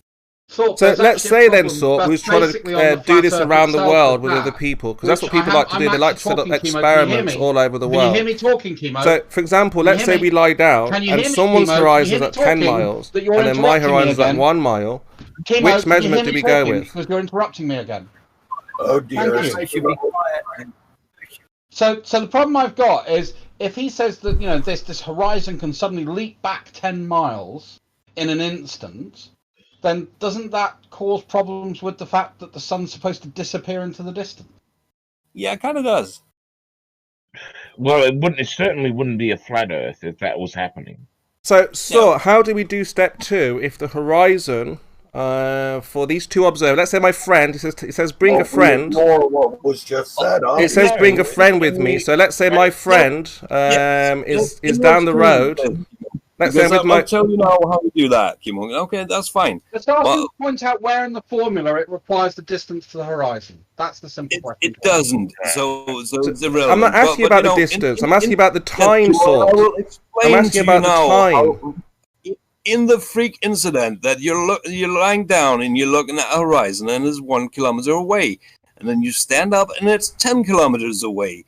In that freak incident that you had a plasma explosion happen, you go home, tend to your burn wound, and come back another day. That's what you do. I think so. But so what I'm asking you, is that if you lie down, you've got the horizon at 1 mile away, and then you lie down, and then the horizon is 10 miles away. How do you make your calculation? Because you're only doing it once, Kimo. That can't even happen in the reality that you're experiencing, right? You can't lie down and the horizon is 1 mile away, and then are you fucking 100 feet tall? Like, what the fuck? Like, you have to be 100 feet tall to see it 10 kilometers away.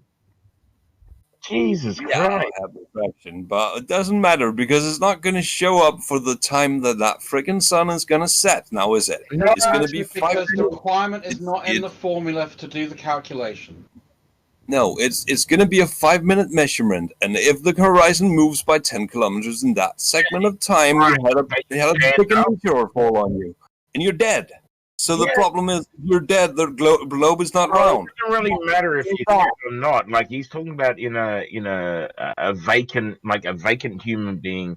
Doesn't matter if they're dead or not, right? So the human being that is laying down sees the horizon as 1 kilometer away, and the person that stands up is 10 kilometers. The horizon is 10 kilometers away. It's going to be further out.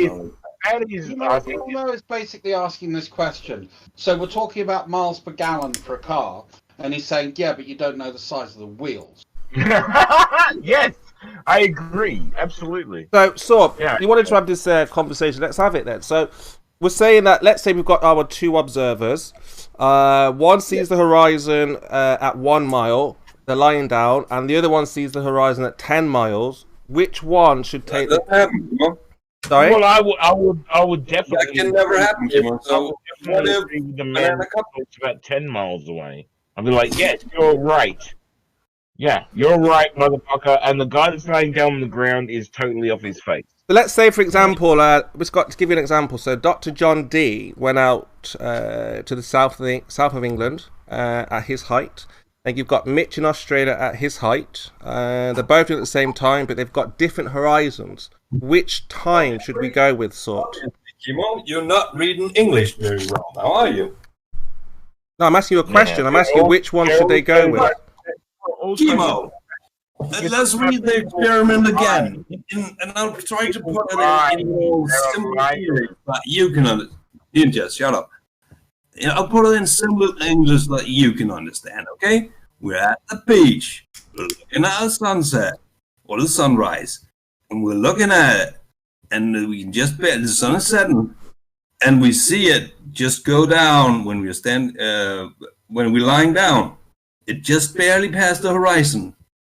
And I say, click the timer. You click the timer. I stand up and I say, now it's gone again. And you click the timer again.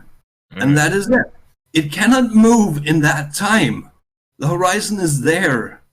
The atmosphere that we all agree sometimes moves the horizon does not change in that 5-minute interval.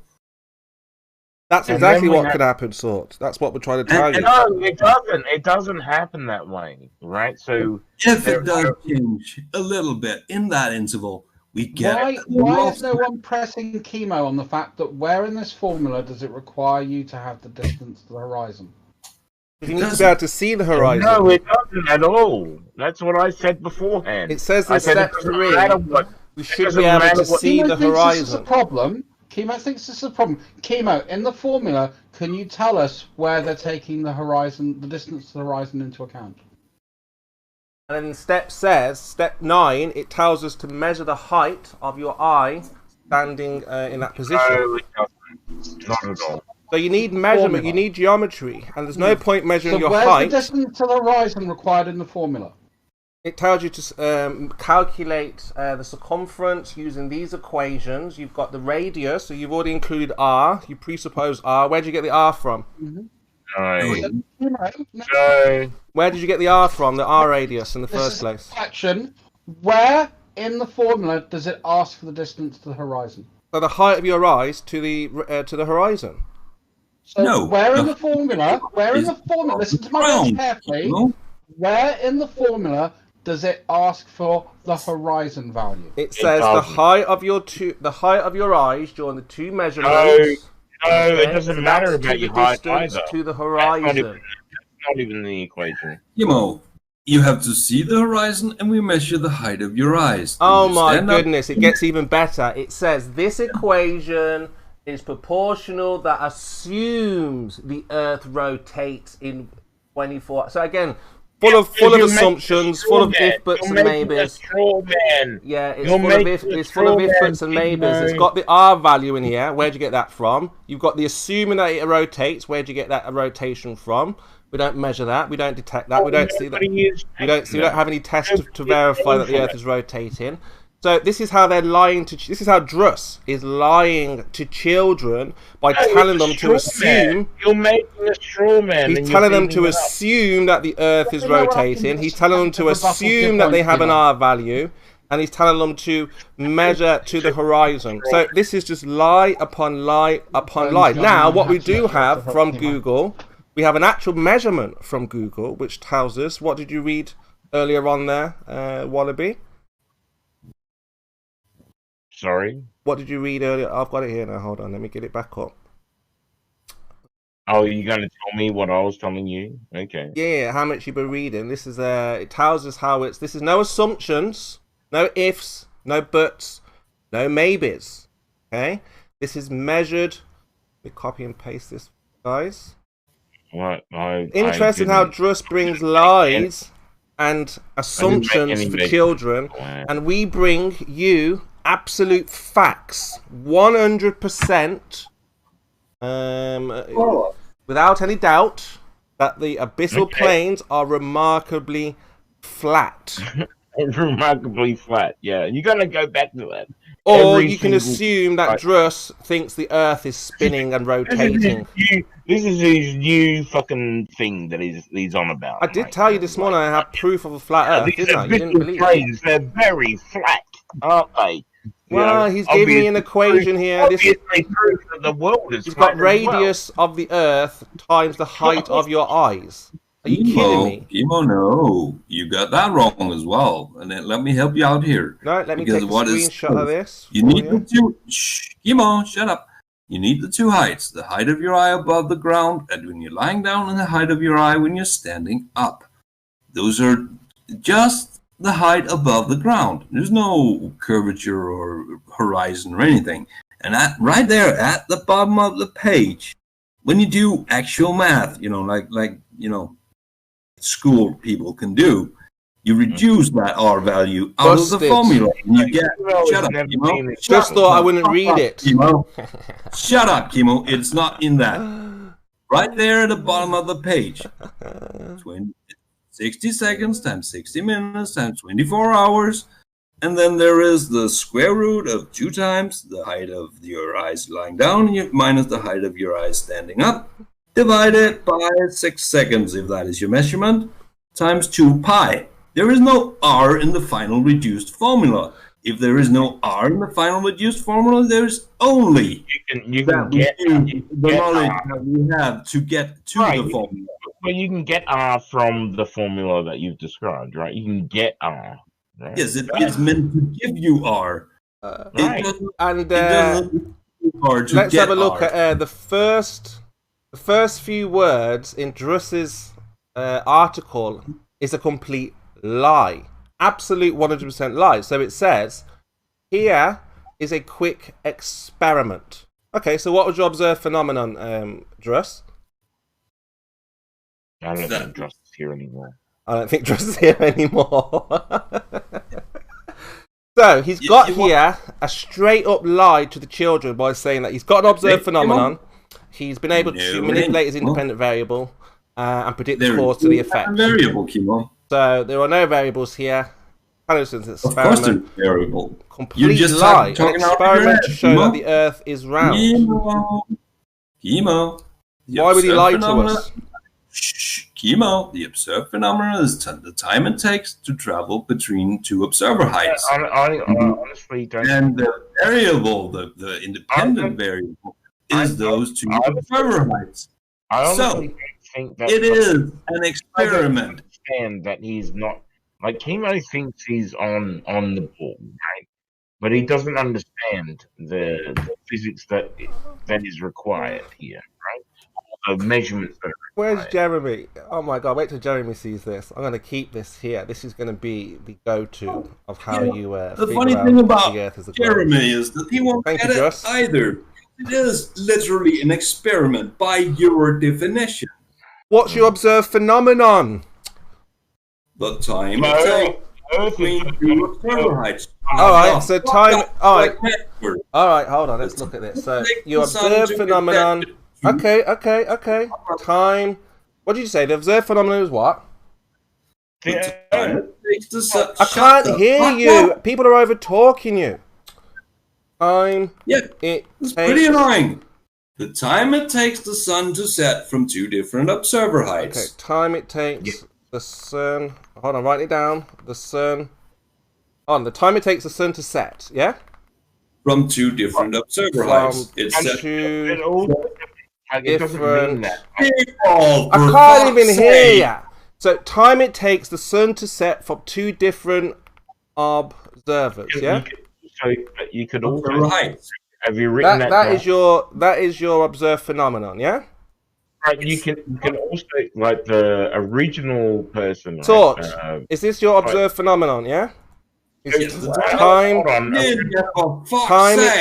Time. I've written it down. Time it takes the sun.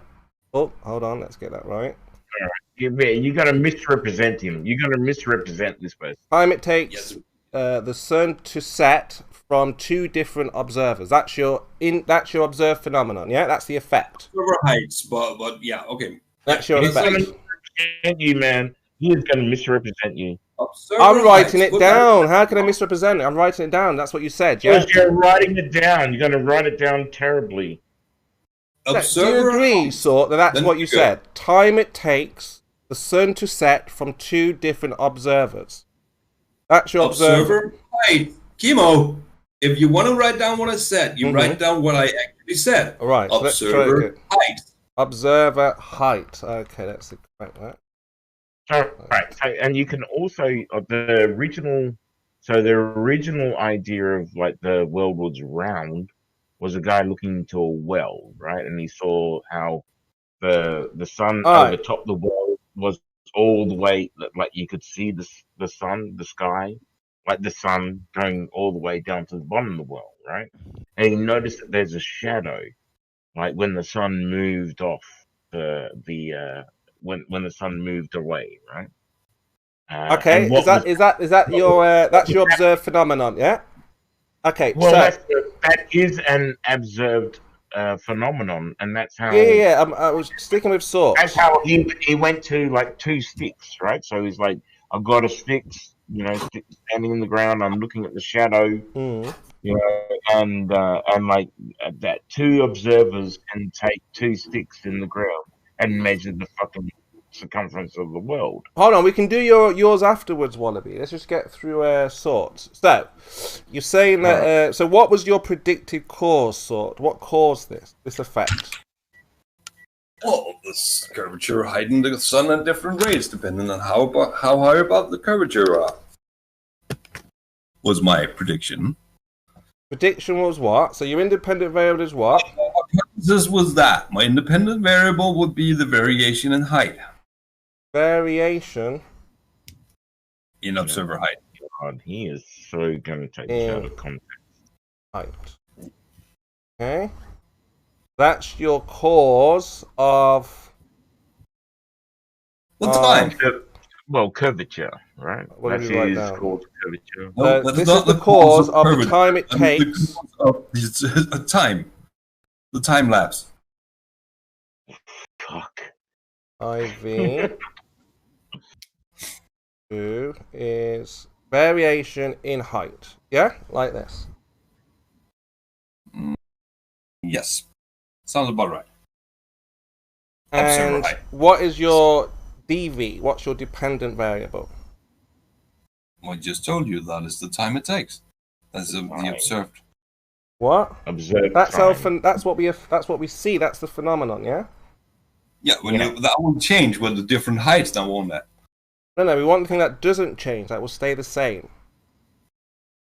The sun is that's our dependent. Well, the sun is changing though. Come on.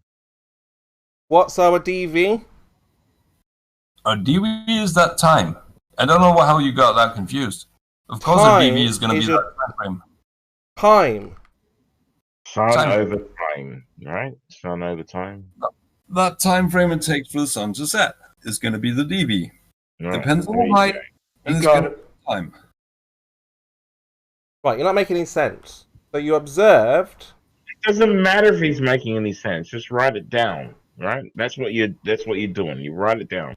All right, yeah. So let's write down your DV. It's time. Your dependent variable is time. Is that what you're saying, Sort? Yes, that would be it. Chemo doesn't know whether to write with the crayons or eat them. Yeah. Well, he's trying very hard. He's trying very hard. I see how I got that wrong in the beginning. You know, I have to change read it back to us. Read it back to us. I have to change my observed phenomenon. For goodness sake, this is what I'm saying. Fair enough. You don't know what you're saying, Sort. You're all over the place. My observed phenomenon, of course, I got that wrong. Yeah, okay, well, sorry. My observed phenomenon is that the sun sets at different times for goodness depending sake, on how you This are. is why I said you're all over the place. No, I'm not. Chemo, you're just messing around with this. My observed phenomenon is the sun sets at different times depending on how high above the ground you are. That's obviously the observed phenomena, right? It's all right, guys. I've got it all sorted. Chemo, it's all right. I've just checked with Google, your reliable citation source that you just used previously to demonstrate your point. I said, what is the shape of the Earth, Google? And Google says the Earth is roughly a sphere. Here's the citation in the post, in the chat. So you can see it. Done. So I think we're good now, mate. Yeah. Welcome Right, to the road. Sort, you said... QED. So you said this was an experiment, right? We're following this experiment, the one that we that Druss linked. Yeah. Let me give you the link for what Druss linked. Need to now, do we? Because Google says the Earth's a sphere. We're done. Yeah. Good. So you said this was an experiment here, Sort. Okay. That we're looking for the observed phenomenon in this experiment, Sort. Yeah. The observed phenomenon is that the sun sets at different times depending on how high above the ground you are. If you can see a horizon. How do you know it sets at different times? Yeah, if I'm standing up, the sun sets at a... So, how do you know it sets at different times? Well, this one day I was drunk, and I was out on the beach, and I passed out. And my I said, is the sun set already? I can't see it. And he says, no, it sets in 5 minutes. And then we agreed, oh, it sets later when you're up in the tree than when you're drunk on the beach. And that was observed. So there. Yeah, but what's your observed phenomenon here, Sort? That I look out the whole the sunset later. Yeah. And for Ninja, the observed phenomenon would have been that wearing stilettos on the beach is fucking difficult. It's very difficult. I can attest to that. Absolutely. Guys. So, you see, Sort, this is not science. This is not an experiment, right? You're all over the place. You don't know how to conduct science, yet you act like you know what you're doing, right? Why do you pretend you know what you're doing? And I gave you the observation, and the observation you're pretending is not to know what you're talking about. You're talking about pseudoscience, and with pseudoscience, of course, you'll be all over the place. Ah, pseudoscience. Chemo, no. I told you the observation. Oh, what is your observed phenomenon? Be an experiment. All right, here's the observed in this experiment that Druss posted. What is your observed phenomenon? The sun sets later when you're up high than when you're down low. So hold on, sunset. Okay. Says it in the first paragraph of the text. You said the observed phenomenon was sun. The experiment there quite nicely. Again, I think I'm talking. Someone's talking over me. No, you overspoke me and Sort. You can't see me in the middle of something. So you said sunset was the observed phenomenon. What's the cause of this? I did not, Chemo. I said the sun sets later when you're up high, when you're down low. Wait. Hold on. The observed phenomenon. Objects which travel away from you along the surface of the Earth will disappear from view at a certain distance. More interestingly, if they disappear from the bottom up, think of a friend walking over a hill. It's describing it there. Right, okay, so Sort. Let's try again. What was your observed phenomenon? That the sun sets later when you're up. Okay, high, so what happened? Okay, fine. What happened in between that time? He got drunk. I don't know. You don't know. So you didn't observe it then. That's not an observed phenomenon. You missed it, Sort. So what was your observed phenomenon? The sun sets later when you're up high than when you're down low. So what happened in between that time? We got drunk. Yeah. So how's this an observed? Why weren't you observing? How's this a phenomenon if you weren't observing? I was standing up. The sun just barely touched the horizon. I fell over because I was drunk and the sun was gone. So I observed it was gone. What happened between that time? Between now and later, what happened between that? Yeah, I got back up and it was there again. So you see. But you were still observing, yeah? I could lay down and it was gone, and I could stand up and it was back up. There you go. Okay, so what was the cause of this? You can do Seems to be my height, doesn't it? Your height caused this? Yes. Yes. How did your height cause this? Well, that's what we're finding out now, isn't it? I'm asking, how does your height cause the sun to set? Well, apparently when down on the ground. Yeah, I'm asking, how does your height cause the sun to set? So are you saying that without your height sort, the sun doesn't set? No, that's not what he's saying. So what's the cause of the sunset? That's what we saw. That's the phenomenon. What caused that? Because what causes it? Yeah, Sort is saying his height caused this. I'm asking, how does his height cause the sun to set? Hold on. The sun goes beyond an area where we can see, right? You can cause this to happen when you lay down, right? If you lay down on the ground... Notice Druss and Wallaby and Sort. If this was Mr. Scott or Kosho, you'd have been muted because they couldn't finish their points. Right, one way or another, like he said to Wixit, one way or another, I'm going to get to say my point, right?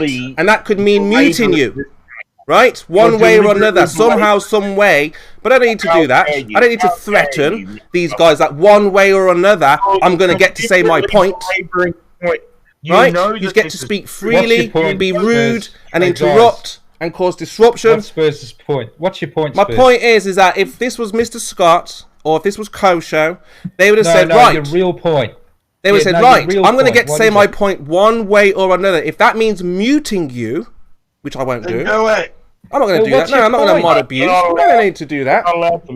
There's a high level of tolerance here. I'm just showing you that you're lucky that you're not talking to Mr. Scott or Kosho, because one way or another, they would get to make their statements and their points, and you would have to hear it. Get together and just ignore Chemo, deny him the attention that he craves. You can ignore me. You can ignore me, Curved. That's fine. You can ignore me. If you're going to act like this, I'm going to call for a boycott. One way or another, Curved, I could mute you and get my point out, and then you can call for your boycott afterwards. If this was Kosho or if this was Mr. Scott, one way or another.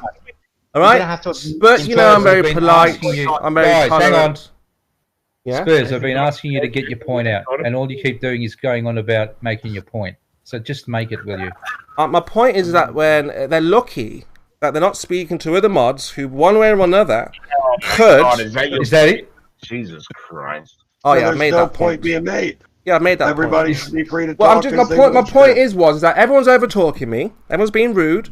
No one's letting me finish a point. None of the mods, you or Mr. Scott, are not saying hey, all this and the other. Crazy, but the other day, when you came in here posting that fucking lie, one way or another, they get to say their bits. Okay, that's what I'm just saying. That's what I'm highlighting. I can't say it without you interrupting, talking over it. Right, hang on a sec. Hang on. You've made your point now, Spurs. Good. Carry on, everyone. Well, the point is that, like I said, we're talking about the experiment here. And if Sort is saying there's an observed phenomenon, there was an independent variable, of course, and he's saying his height caused the sun to set. And I'm asking how? How did his height cause this? I believe Ninja was trying to answer that when you jumped in trying to tell us that you had to make your point. Right. So I was about to answer that question. There's a reason why if you lay down on the ground, you can't see the sun anymore, right? There's a point where, like, if you lay down on the ground, then you are making the sun go behind the horizon even further. And if you go up on a very high building, you can see the sunset happen over again. Yeah, of course you can. Of course you can. What? Okay, you agree with what I'm saying? Look, think about it like this, Wallaby. Right? Can you open your eyes underwater? Yes. Right. So let's say you there's a swimming pool. You jump underwater. There's like the deck chairs on the side, so you can see them when you're out of the water. You go under the water. You can barely see them. It becomes a little bit distorted. You go deeper. You can't see them. Now, did you cause those chairs to disappear? I don't think there's a deep enough pool to make me Like, the only reason I would not be able to see the deck chairs next to the pool is if it was so deep that the corner of the pool made it obscure. Yeah, but it's distorted, right? And obviously, the deeper you go, no, not really. Like, it wouldn't be that distorted. Are you saying like in a giant swimming pool, you can see from one end to the other underwater? Yes. Yeah. No, well, kind of, yeah. No, actually, yes. Yeah. No, you can't. I'm not talking about a paddling pool. Yes, I Moya. can. I'm pretty sure I can. I mean, I don't know how many people pee in your swimming pool, but you know, it's like a normal swimming pool. I can see the lines all the way up the pool, all the way to the end. I used to swim on the swim team. I could see the end of the pool. No, you can't see the end of the pool. He might just with a touch of yellow. Right, so I wouldn't be able to see the deck chairs because I got so deep underwater that the corner of the swimming pool is obscuring my view. That's the only reason I would not be able to see the deck chairs. We'll fuck off and bake a cake. Oh my god, it was so hurt. I don't have that picture now, but Zanik shows a picture in the pool where the head is separated from the body, right? Oh, you're talking about refraction? Yeah. That sounds like murder. So obviously, You're talking about waves. Obviously, you didn't cause. Somebody got their head cut off? No way! Point is that when you move from one point to another, blood in the water. You didn't cause that head. I probably wouldn't be able to see then. Yeah. Yeah, but I'm answering your point, Wallaby. You didn't cause any of that to happen, right? It was obviously the effects in the atmosphere. You just changed position, and your vision was obstructed. No, there's a literal hard edge to the edge of the pool, right? Google, Kimo, according to Google, it's because the Earth is roughly a sphere. That's why. Yeah, according to an experiment, that's not an experiment. No. According to Google, there's a citation I'm allowed to use because you use Google. You've given me your citation. Google, look. So I went to Google and looked about the shape of the Earth, and it says the Earth's roughly a sphere. So we're good, aren't we? We've got your citation. It says, "Here's a quick experiment designed to show the Earth is round." You said Google was a valid source of citation. You used that to justify your last one because it was from Google. Therefore, it must be right. So I typed into Google, "What's the shape of the Earth?" and it says it's roughly a sphere. So we're good now, aren't we? And here's an experiment designed to test that. And it's based on presuppositions. It's based on experiments without observed phenomenon. That point completely, isn't it? You've got an equation that includes the R radius. Where'd you get the R from? Measured it. Oh, measured it. Did you really? It does not include the R value. It is removed from the formula in the end. It's reduced out of it. The R value becomes the result. The R value this Druss's own article debunks him, and it's full of presuppositions. It assumes the Earth is rotating. It tells kids to assume it. Don't know it. That's true. It does not actually assume that the Earth is rotating. It says that, but the actual assumption is that the sun takes 24 hours to go around. Right. The way it does that.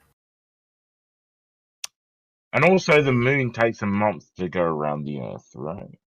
Can't teach the kids assumptions. We've got to teach them the facts. And the facts are that 50% of the Earth is flat. That's what we should be teaching them. Can you explain to me why the moon, that is supposedly traveling over a flat Earth, only has one face facing the flat Earth? How can it do that? How can the moon do that? How can you tell children the Earth is a ball without any experiments or science? Deflection! Because you kids could actually understand it. Explain to me, if the Earth is flat, how is it that the moon only shows one face to us at one time? How does the moon do what it does? We can look in the Bible if you want. I mean, we've got to look at the biblical cosmology. What does the Bible have to say about that? How does it do it?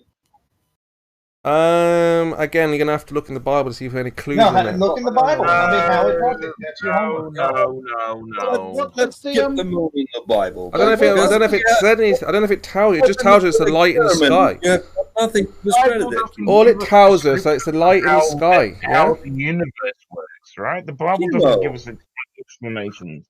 We made a perfectly good experiment for you, and you done nothing to dispute it yet. So yeah, you said your height causes the sunset. That's all. You've just said your drunken height caused the sunset. Great science. No, it was the drink that caused Guys, remember, wait, one second. Remember, in the Bible it says if you take two animals and make them in front of a striped stick, you will get striped offspring. Why are we derailing now? Why are you derailing to religion? Look, I'm talking about science, right? The Bible is not a Got to separate our faith in God, our faith in Jesus. Guys, can I just respond to Chemo's question?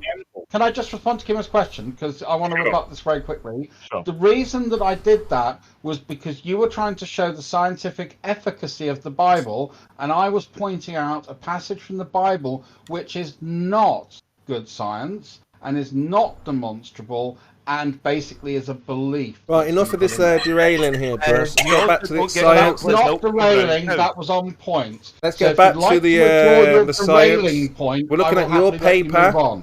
We're looking at your paper that you presented. So are you happy that my example was analogous? Your paper is called Measuring the Earth's would like Curvature. to address that question, Why did you post a lie, Druss? I would like you to address my question to you before we move on. The Bible's faith. Stop talking about my faith and opinion. But this is not the place for it. We're talking about science. And I demonstrated through another. Yeah, we're not talking about my faith or my opinion. We're talking about your scientific pseudoscience experiment measuring the Earth's curvature, which you didn't even read first. Should have read it first. You never would have posted it. You claimed that we need to go to the Bible to understand. You just saw the headlines. Measuring the Earth's curvature. Oh, let me post that. And I demonstrated why that was a false premise. So look, can we get back to the science? I used a logical argument to defeat your point. Yeah, I heard you. Your only rebuttal was to say that I tried to derail the conversation. Yeah, you're derailing. That's what's happening. That you had put it in. Yeah, you're derailing. That's what's happening. We're just talking to sort. A quick conversation. Okay. So you're denying that my point was analogous. Could you explain what was not analogous? Could you explain why? Yeah, we're discussing your lie of an experiment, which is not an experiment. No, I'm asking you to address. I know you're trying to avoid the deception that you've presented. We're going to look at it. I'd like you to show how I'm doing so. Yeah, I know you want to derail from where your deception that you've presented. I've got on the screen right here on the big screen. You're being held to We're going to have a look at your quick experiment. Chemo, you're being held. You're totally being held to the fire. Come on, man. You invoked the Bible for me to show that the Bible is a reliable source of scientific data, and you said I was derailing. Please explain how that was a derailment. Yeah, because no one's talking about the Bible. I said if you want to know about the moon, go and have a look. I didn't say start preaching. Yeah, he's not going to answer the question. Don't mention Stop derailing. Focus on the science, not the religious order. Okay. Just to do with bending over and picking up soap. Quick rebuttal to that, and then I'm going to let it lie. So, just for the audience, what we can see here is Hemo invoked the Bible. I went along with his analogy and showed where it isn't really very scientifically valid with a specific example. He then accuses me of derailing again, and I asked him to confirm it, which he would refuse to do. And then he's called me a liar as well. So, yes. I think this is fantastic morality being demonstrated by Chemo. I think it's fantastic, how he. Well, I can't believe that he's still in the room as well. So, Wallaby, what I presented for you was facts and actual measurements. What I wanted you to explain. What Druss has presented here is an assumption that the Earth has a radius that's never been measured. Okay. He talks about experiments here with no observed phenomenon, okay? There's no independent variable, okay? And Sort is saying that his height causes sunset. So if Sort is not here, we don't have any sunsets anymore. No, a person's height does not cause a thing that's happening with the sun, right? Well, that's what Sort said. He said his height, he stood up, he became taller. Oh no, that caused the sunrise. It's the observation. I mute you be quiet and have you guys have a little word It's the fight. independent variable that affects the time that the sun will actually set. Because the higher up you are, the later it will set. That's what the independent variable is about. It's not what causes the sun to set, which is completely dishonest and disingenuous, because that's not the claim that anybody made apart from Chemo. Yeah, so if you'd like to address what it's actually addressing, Chemo, that would be nice, and stop fucking straw manning everybody. I'm addressing your paper, Druss, where you said, here is a quick experiment. I mean, that paper where it says that standing up or lying down causes the sun to set or rise. No, that's what Sort said. No, he did not. No, he didn't. Okay, so what caused? So your observed phenomenon is sunset. What caused the sunset? There was somebody that said that there's a difference in the way that the sun sets, whether they're laid down on the ground. All right, let's try again, Sort. Let's start again. What in this experiment was your observed phenomenon? When the sun set. Right, Druss, can you not interrupt when we're trying to find out what the experiment was? I can't believe he's arguing this. So I'll tell you. So Sort, can you explain in this experiment, in this test here, what the experiment was and what our observed phenomenon was? There are some criteria that have been put forward based on some presuppositions, you're right, in that paper, which have been well justified and proved, which we can then use to calculate the size of the Earth, based on the fact that the difference in the time that the sun sets when I'm lying on the ground and when I'm at like a 5.5 feet elevation, there is a time difference. That's what the independent variable we're made. That's what we're looking at. That's observed phenomena. Yeah, and we're using that height differentiation as our independent variable, because the higher up we are, the later the sun is going to set for us, because we can see further to the horizon. Right. That's it, mate. So why the fuck you are straw manning this to try and say you standing up causes the sun to set is somewhat fucking ridiculous. And shows either that you're completely dishonest and you're trying just to get a gotcha win, or you're a moron. I'll let you choose. I rarely call people fucking idiots, but you, sir, if you think that way and you're not being dishonest, you are a fucking idiot. Yeah, well, he doesn't I think... Okay, so Sort, you said in this paper there was an experiment, yes? Now, you wanted to defend this paper, and now all of a sudden you ran away from your experiment. Is that because I have exposed you to have no science behind this, you have no independent variable, and that you said the cause to the sun setting was you standing up? Well, no, that's what you suggested. You suggested that. Okay, so Wallaby, let's try this again. So, do you agree that this is an experiment in this paper? That's not what the experiment is suggesting. It is an experiment, yeah? It's an experiment. So, what was your observed phenomena in this experiment? Oh my god, this is so difficult. Dependent how high you are. No, what did you observe in nature when you made this experiment? Sun sets at different times depending how high you are, Chemo. Different times. So what happened in between those times? No, in one time he was laying down on the ground. The other time he was 6.5 I didn't ask you about your observed phenomena. What was your observed phenomena? Just one. What did you see? One thing. One time? You can't test at one time. Phenomenon. So there is no observed phenomenon in this. Okay, I saw the sun taking time to set. You saw two phenomenons. No. The sun, literally one phenomenon. You saw one at one time. You saw one at another time. No. You put them together. No, I will reduce that statement. I saw the time that it took the sun some time to set. Simply that. Yeah, so you had two different times, two different locations, two different experiments, yeah? No. We take that out. It just takes time for it to set, and that's it. That's my observed phenomenon. I can't hear anybody. You guys are all talking all over each other now. Mr. Scott, save these guys. What's going on? Have you seen the paper that just was posted? You are ridiculous. As far as I can tell, you're being ridiculous. But who just keeps singing Phenomenal song? Whoever's doing that, please stop. Hold on. Have you seen the paper that Druss has posted, Mr. Scott? No, I didn't see the paper. You need to see the paper before you chime in, and try to derail a little bit.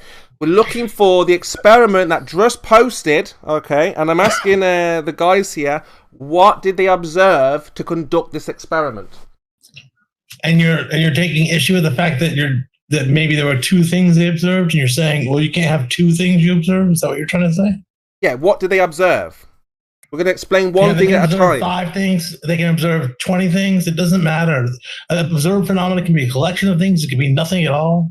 An observed phenomenon can be... explain to me. Go on then. How does this work? I just told you. You just told me one part. Keep going. I'm listening. There can be more than one phenomena. There can be no phenomena. Give an example where this has ever happened in reality. When has this ever happened? Example of what?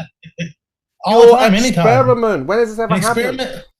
All an experiment needs to do is test hypothesis. End of story. Doesn't need an observed phenomena before it, although it usually has one. Test hypothesis. Without seeing something, Mr. Scott. So you had your opportunity. Let Mr. Scott, more expert, more professional than yourself, let him deal with this scientific question. Kimo, you failed. You had your chance, so you failed.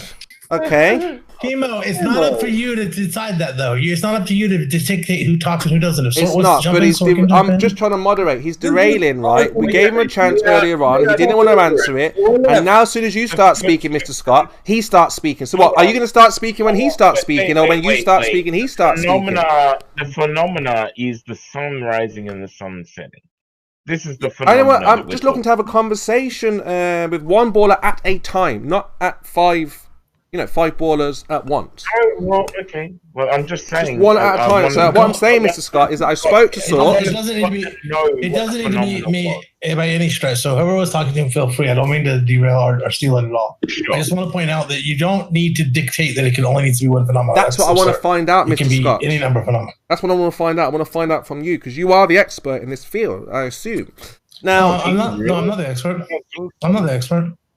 So are you saying then, Mr. Scott, that I could look at a tree, a car, the sun, a cloud, and some grass, and then say the cause of this is whatever I choose to pick? If the observed phenomena is not related to the cause per se, it might be, but it doesn't need to be. It's not like you look at an observed phenomenon and say, what's the cause of that? That's not how it works. Mm-hmm. Yeah. So I'm asking, how does it work? We've got... you need to look at this paper. We're arguing about something you haven't even looked at, Mr. Scott. Mr. Scott, look at this paper. Stop talking to me and I'll look at it. Yeah, you need to look at Druss's paper. You're arguing again over something you haven't seen. Stand up. If you stand up... I'm not arguing about anything. I'm just telling you how it works. No. You need to look at this paper, okay? If you stand up. Just thought that we wouldn't read it. We've been through it, and we can see, we've detected in the first line, it talks about experiments without observed phenomenon. So it is an experiment. Oh, Jeremy's here. Oi. So Jeremy, check this out. Jeremy, wait till Jeremy, wait till you see what Druss tried to post. I'm going to post it to your inbox. So what's wrong with it? I'm looking at it right now. What's the big deal? Take a look at this, Jeremy. Well, Jeremy can tell you now exactly what's going on. Take a look at this. Take a look at this, Jeremy. I got it on the big screen. I got it on the big screen. First of all, they say experiment, but as we scroll down, okay, it says if we assume, if we presuppose, there's R value that's in there. But what I'm asking them, Jeremy, more importantly, is what is their observed phenomenon in this experiment? And all hell has broken loose. So where do we go from here, Jeremy? What are we going to do about this? Can you help them explain to Mr. Scott that you have one observed phenomenon, and you need to test your predicted cause to this. Yeah, and what's the observed phenomenon? What's the observed phenomenon? You're not testing for the cause of some phenomenon. That's just absurd. Mr. Scott, look at the paper. You're talking about something. I read it. Okay, so in this paper, hang on, you're going around the circles. Here's the extension of the experiment. You've got a lighthouse. 2 people synchronize their watches. One person is on the ground, the other person is at the top of the lighthouse. The person at the bottom notes the time, and you're looking at the sun through a sun filter. And one person notes the time when the sun disappears past the horizon for himself. The person at the top of the lighthouse notes the time for a different time. Yeah. No, hang on. When the sun goes down for him. Now, one assumption, the null hypothesis would be there is no difference in the time between the two people, right? The hypothesis is that the person at the top of the lighthouse will see the sun going down later than the person who's at the bottom of the lighthouse. End of story. Okay, so what's the natural observed phenomenon? Is sunrise or sunset? The sunset. Yeah. Sunset. What's the hypothesis? The hypothesis is that let Michael speak. Null hypothesis. You love to use the word null hypothesis. Null hypothesis is there is no time difference between the person standing at the base of the lighthouse and the person at the top of the lighthouse with regard to observing the sun disappearing past the horizon. I'm trying to write this. He didn't ask you that. He didn't ask you that. He didn't ask you for your null. The sun will go down later. He never asked you for your null. He wants to know your hypothesis, which is your predicted cause to this effect. I told you what the hypothesis was. That the sun, that the sun will go down later for the person standing at the top than at the bottom.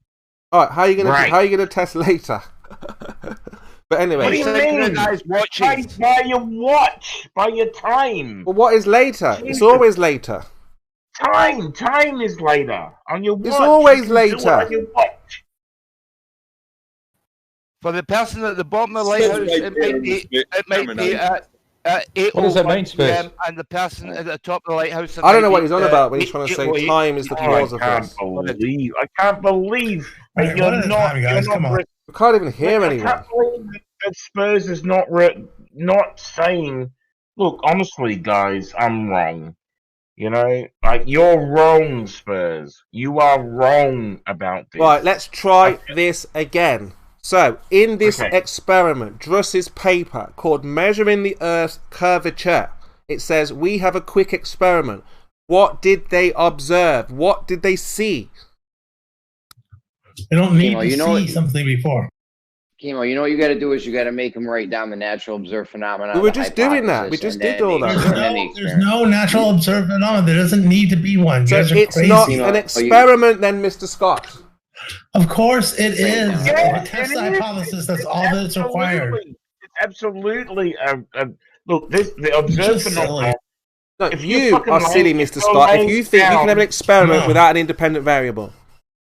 Oh, honestly, if I'm who's talking about independent variables? We're talking about observed phenomena, idiot. Like, what are you even going on about? Like, listen to yourself. You're jumping topics. Oh, so you go from being silly to idiot, Mr. Scott. Veach, you're saying we don't have an observed phenomena here? Your independent variable is height above ground.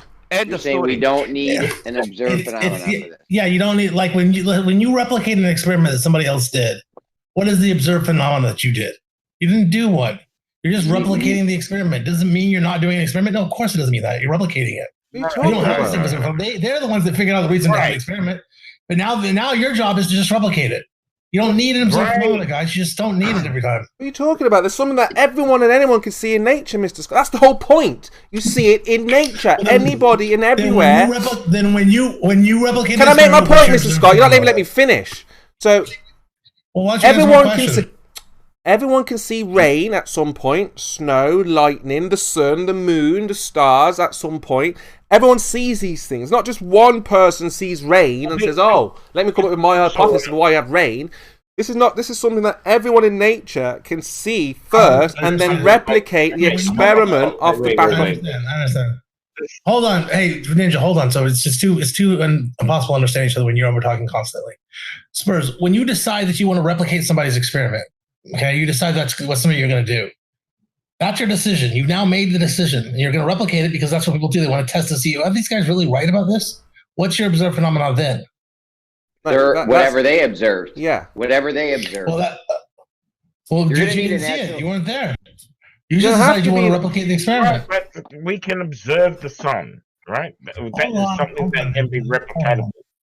That is a replicable. You're going to need replicable experiment. You're going to need the other person's observed phenomena, and then you're going to have to go make sure that it's a No, real you thing. don't have to. You don't No, have to. you're go not. with What if you other never get people. it? What if you hold on, Ninja? What if you never get it? What if you do the experiment anyway?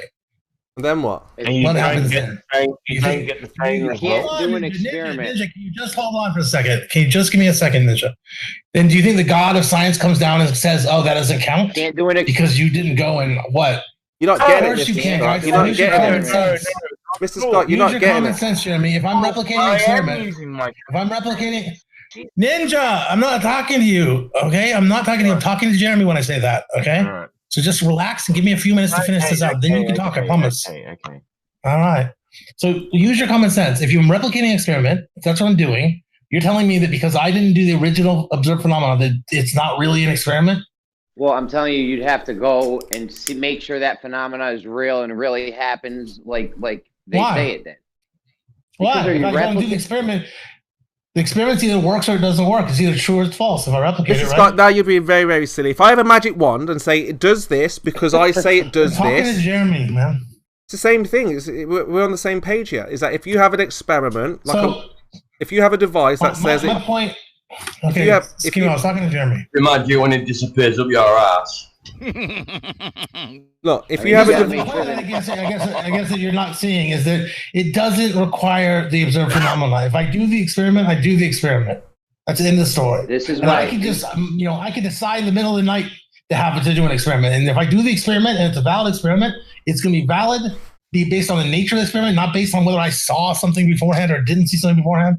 Now, very often, there will be an observed phenomenon because that will what gives you the idea for the experiment. But it's not every time. It's not every I don't know who you're trying to single convince, last Mr. time. Scott. I know you're trying to convince here.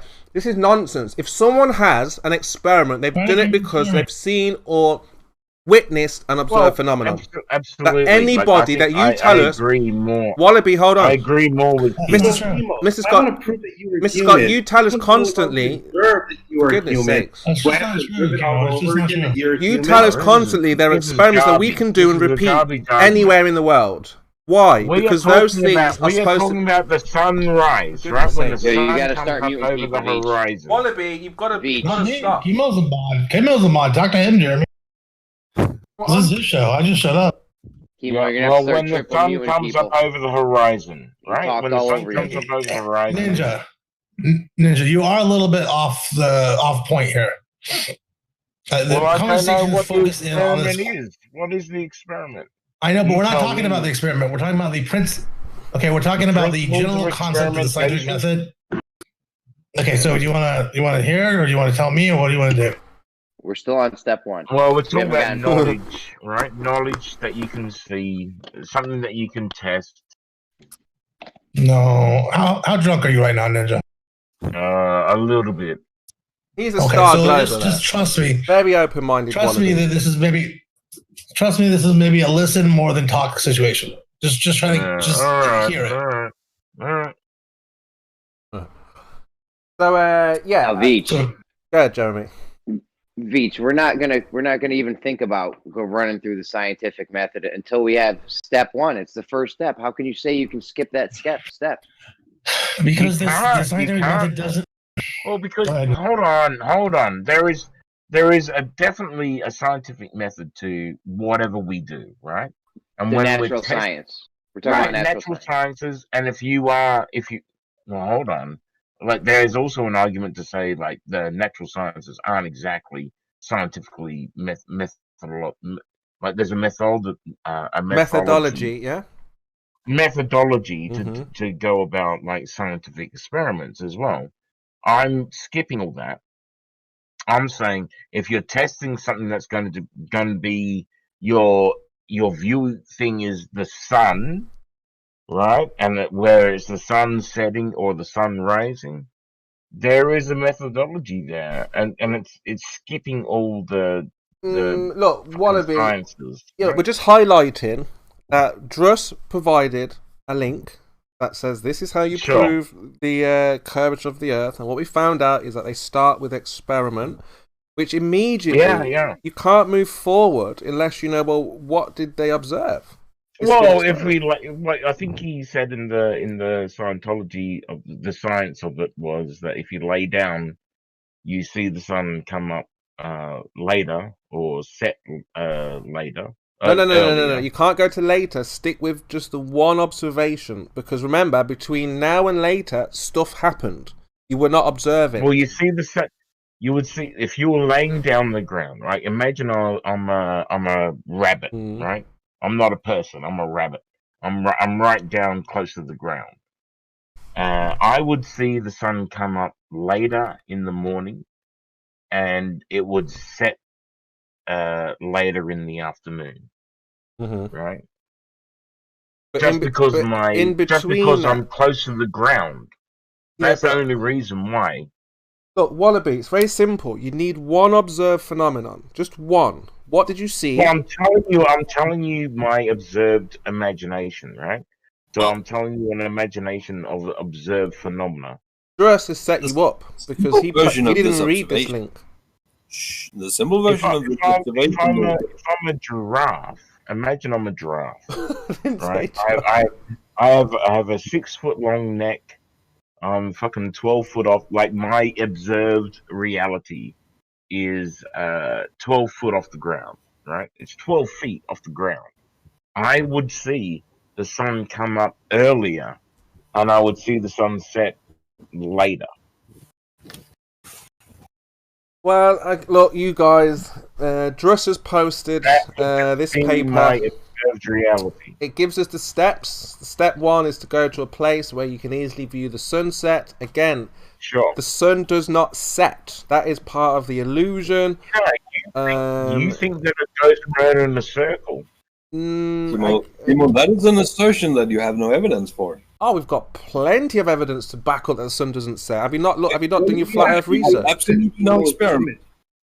It's not an experiment. It's not an experiment. It's not an experiment. This is not an experiment. Nemo. And like fucking people jump in. Like people jump in all this conversation. I have not observed the sun going around in a circle, and I certainly have not seen the moon going around in a circle, right? It doesn't do that. The sun does not go around in a circle. Look, Wallaby, none of that matters, right? None of what we think. None of what we think, Wallaby. Wallaby, none of what we think really matters, right? Flat. All right, well, hold on. Let me say this, right? Go on, then. If the Earth is fucking flat, then the sun definitely goes underneath the disk, right? If we're on a disk, then the sun does go on. No, stop. Just stop. Just an illusion there, Wallaby. Just an illusion. It's an illusion? Yeah. Explain that illusion to me. The sun stays parallel with the Earth the entire time. It doesn't go down. It just looks that way. Yeah, well, how does it get dark? So, like I said, if you're underwater, you can only see so far, right? And like, if you notice that sunlight doesn't reach the bottom of the ocean, right? Only the particulates in water. Yeah, but underwater, the light doesn't reach so far, does it? Yes, it does. Even if it's directly ahead over the water, you can only penetrate the water so far. Did you know down there? Do you know, like, way down under the ocean, in the abyss near Hadal, it's pitch black, completely dark. Okay. Even in daytime, because the sun can't reach down there. Yes, very good, Kimo. Keep going with this. Absolutely. So even if the sun is directly overhead, you can't see the sun because of all those layers of water. Now imagine that. It's not particulates in the water that's blocking out the sun. That's all it is. No, you just can't penetrate. What are those particulates called? Well, algae, plankton, all that sort of shit. Yeah. So we know that light can't just pierce. We know light just can't pass through. If you're on it, like imagine this. But we know that light can't just pass through mediums. Imagine you're distance. In a deep. Yeah. You're in a 7-foot pool, 7-meter pool, right? Well, tell me then, Wallaby, why doesn't the light hit the bottom of the ocean? Why not? Just water. Because there's many particulates inside in the pool, right? What particulates? There's so many particulates in the ocean. Like what? Well, plankton. There's life in the pool, right? There's life in the ocean. Or in your case, how many people have shat and pissed in the pool? Oh So yeah, you're there's a telling lot me of every square fish inch, stored as hold well. on, every square inch, every square centimeter, millimeter, micron of that water has some particulate in it that's blocking the sun ray? Yes. That's You don't see it when you're like very close to the surface. Like you don't see it like 15 feet down. You're like, oh, everything's cool. I can see everything. And then you go down like 30 feet, all right, and you see, oh yeah, I can kind of still see the ocean surface. And then you go down 60 feet, and you're like, oh, actually, I can't see anything anymore, right? That's what happens. I mean, I'm sorry, but there are literally particulates in the ocean. Yes. No, we Even know about the turbidity. We know, believe me, we know turbidity. Oh, do you? Do you know what that word even means? Yeah.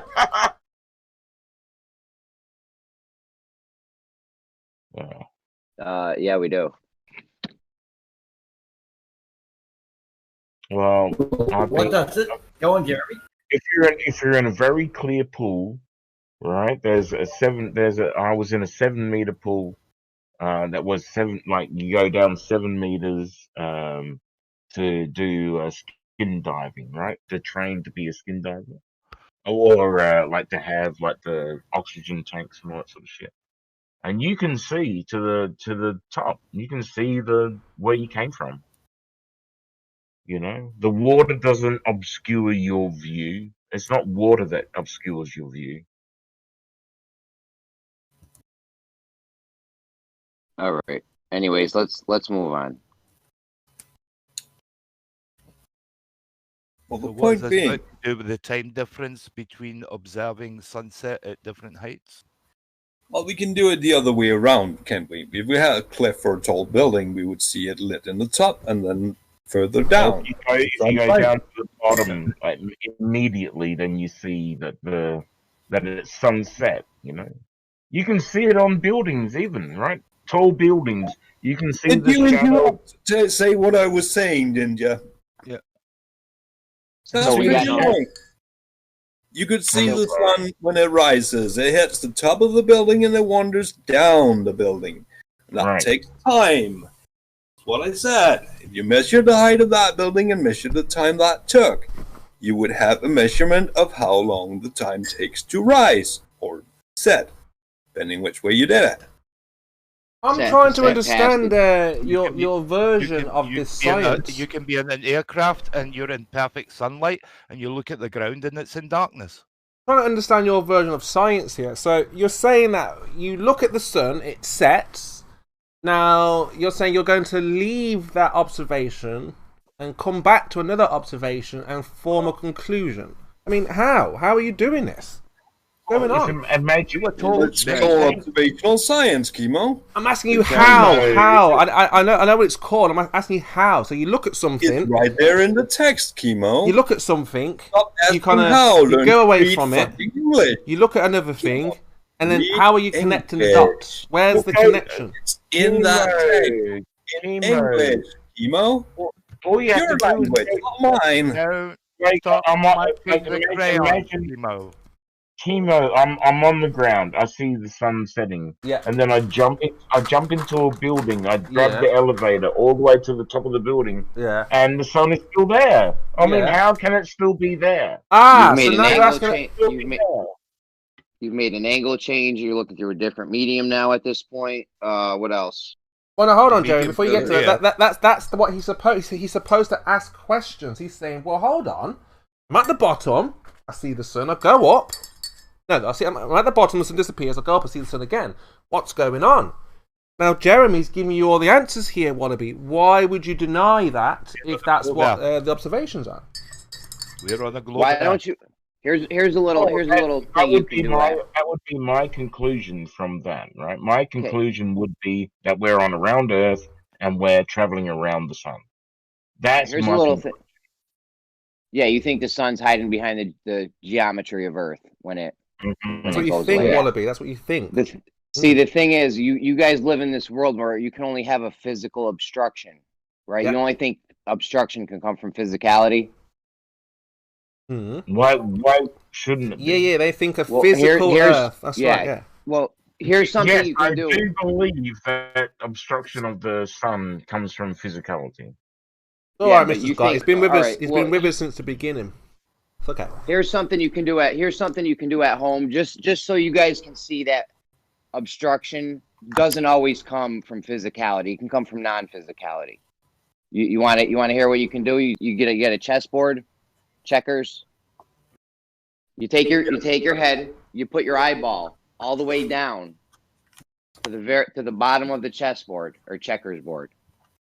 Eventually, the back square you won't be able to differentiate the squares. You will at first a little bit, but at the end you won't be able to see the squares anymore. Yes, but it's going to be obstructed, Jeremy. It's not obstructed. Your eyeball is on top. Your eyeball is on top. Yes, it is obstructed, just like I said. No. Physical. Hey, can we limit the responses to what Jeremy's talking about? Can we limit the responses to people who know what the fuck they're talking about, please? Thank you. Oh, for goodness sakes. Okay. It is on top. Hold on, Jeremy. It is obstructed to a degree where it's very small, and thus you cannot see it. Yes, but the sun is not very small. It's 5.7 degrees at all times, isn't it? So it's not obstructed to a degree where it's very small. You're saying that you're saying the last square is so small that we can't see it anymore on the checkerboard? Yes. Mute ninja, mute sword.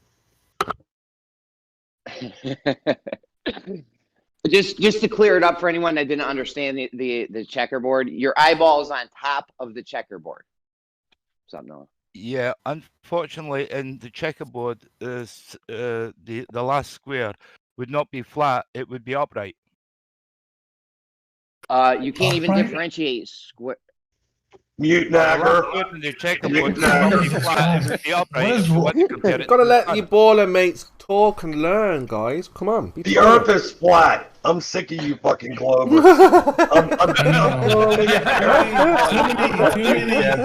Too many Mike hogging, alcoholic, annoying globers. I agree. You ballers. Hey, I mean, again, that's fucking wrong.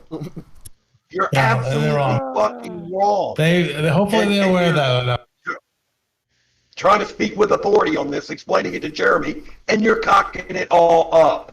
Yeah. God damn it. All those who did not eat paint chips this morning, mute your microphone. Yeah, but you're embarrassing your own ballers now, because Sort thinks he knows everything, and Michael thinks he knows a bit as well. And like, if you're saying they don't, you're going to make them feel. Oh, Chemo, just stop. No, it's not that I know something. I am just aghast at how little you know. It's not that I think I know things. Okay, Michael. Okay. Yeah, but you've just turned Kurt into a flat earther, Michael. Because you don't know anything. It was actually Sword. It was actually Sword that did it, and Chemo stopped. Oh my God, Kurt is now a flat earther. No, he was joking, obviously, but the idea is that you guys are giving such bad arguments. It's embarrassing. Carry that shit in my grave. So why is it then, Jeremy? What does it happen, mate? Well, it doesn't happen from physicality. We know that. There's nothing in between you and these checkerboard squares. Right. No, I was asking why it happens, not why it doesn't happen. Well, I know. I just want to clarify, because there's a lot of people in here that think you can only have obstruction. It's not obstruction. Hold on 1 second. I just want to clarify, because there is a lot of people in here that think you can only have obstruction from physicality. And this give us the answer and clarify, mate. This is obstruction due to non-physicality. Simply. Okay, you made it super clear now 3 times. It's simply just. Well, stop. Come on, Veach. Stop interrupting your question, man. Let him finish. Let him make his point. Can you let him finish, guys? This obstruction is happening simply due to your angle change. That's all. No physical obstruction at all. I think he's talking to Wallaby, by the way. But you still can't see the squares. So. But you can see the squares, like the angle of your look so the angle of your so 0 degrees to the Mr. Scott, so rude. He's one of yours. I'm trying to understand. Good morning, yeah, let him understand. Chemo, just stop. Look, you've already made one flat earther, Mr. Scott, in Brummy. You don't want to make another one, do you? Chemo, stop. Chemo, stop. It's annoying. Right, go ahead, Wallaby. Okay, so the angle of your look at the chessboard, at 0 degrees, you're not able to see any of the squares. I agree. 0 degrees to the chessboard, you're looking at it very flat on, right? So you cannot see anything that's on top of the chessboard because you're at 0 degrees to the chessboard, right? Am I getting it? Like I feel like I'm not getting it. On top of the chessboard. At 1 degree, you're able to discern that there are squares on the chessboard. I'm certain. What are you going to talk about? You going to talk about squares? You going to talk about objects on top of the board? Which one? Well, are there any objects on top of the board? Maybe that's the question I should be asking. The whole point of this, the whole point is in my setup. Hold on, in my setup, there's nothing on top of the board. We're only looking out a couple of feet here. Hold on, we're only looking out a couple of feet. The point is to show that you can have obstruction without an actual physical thing obstructing it. That is the whole point of this. Well, hold on. At 1 degrees, I'd be able to see that there are squares. Go get a chessboard. 1 degree above elevation, right? If the elevation is 0 degrees would be elevation 0, right? Oh my god. I don't know that that's correct. Let's get a. We have a conference. It is meeting of the minds. Does 0 equal 0? I don't know. We need to talk about this. Yeah. If it's very near 0, that last square there is going to be very, very small. If you got well, it would be very difficult to discern, at least. Yes. And if you're very near 0 and you got some magnification, you would see it again. Right. Whoa, what's magnifying? Whoa, what are we magnifying? Even at 0.0, even if it was 0.01 degrees above the level. You got your best people on this, Curve. No, we don't. This is Curve, shut up. Fuck you, sort. It would never be obscured. Sober up from all magnification until it's 0. You're talking like a drunken fucking idiot, spewing all kinds of nonsense. Seriously, you're an embarrassment with this. Well, Jared, I guess I have to go somewhere else then. I'm sorry. Regardless of Ninja, you idiot. He's not talking to you. You can't ever keep track of the conversation. He's talking to Sort. You drive me crazy with this. You constantly think people are talking to you. Regardless of your angle, you can resolve squares, but as they get further from you, you lose your ability to resolve the individual squares. Why does that happen, Jeremy? Your angle is too. There's too much of an angle. It's too small of an angle to the square. Little more. And then when we raise up, when we change our angle, we can now see the square. Does the size of the squares matter, Jeremy? I know this scares you. This is a very scary analogy. Don't get into the pussy-ass rhetoric, Jeremy. Have a real talk. Not a scary analogy. Okay. What was your question?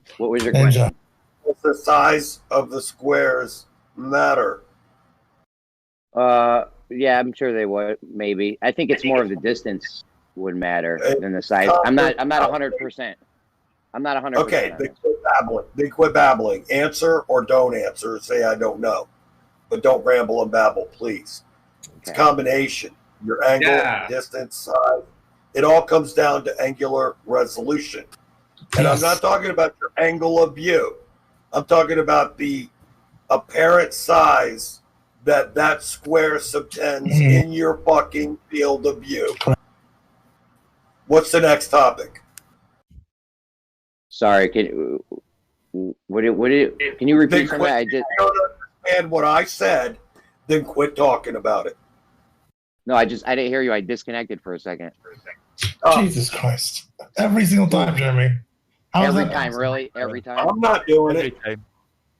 So here's what he said. Jeremy. Very quickly, focus and do not disconnect. He's saying that when you lower your angle to this vertical plane, you're changing the angular resolution, the amount of your vision that it subtends vertically. You're lowering it as you get closer and closer to the surface. When you're actually at the surface at 0, it occupies a perfect line in your vision. And as you go up, it increases the sort of vertical height you see, but not by much.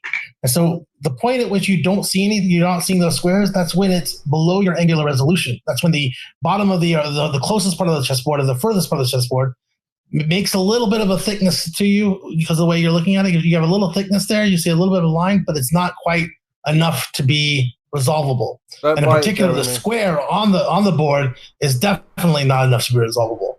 And that's what's going on. It's an angular resolution issue, not an angle of view issue.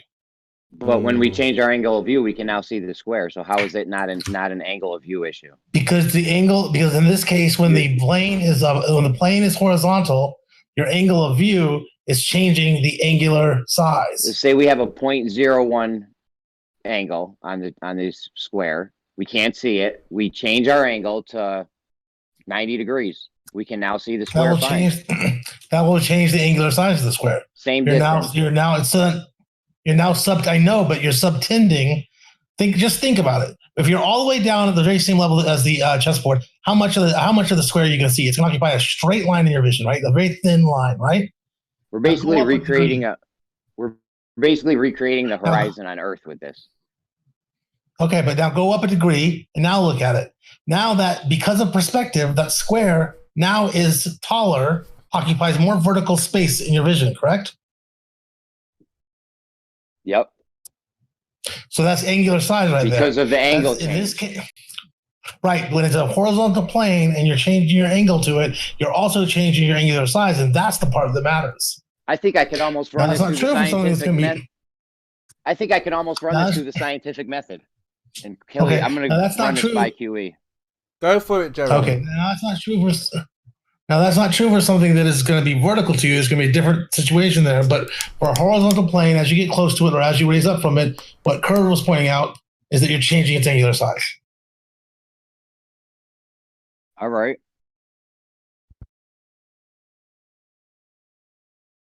Right. At the end of the chessboard, I have a little diode, a light emitting diode, which is about 1 centimeter above the chessboard. How far down to the level of the chessboard do I need to do for that diode 1 centimeter above the chessboard to disappear? You're probably going to need a longer chessboard. And you're going to have to be down pretty low, like on ground level where we are on Earth. Well, how much longer, Jeremy? What's up? How much longer?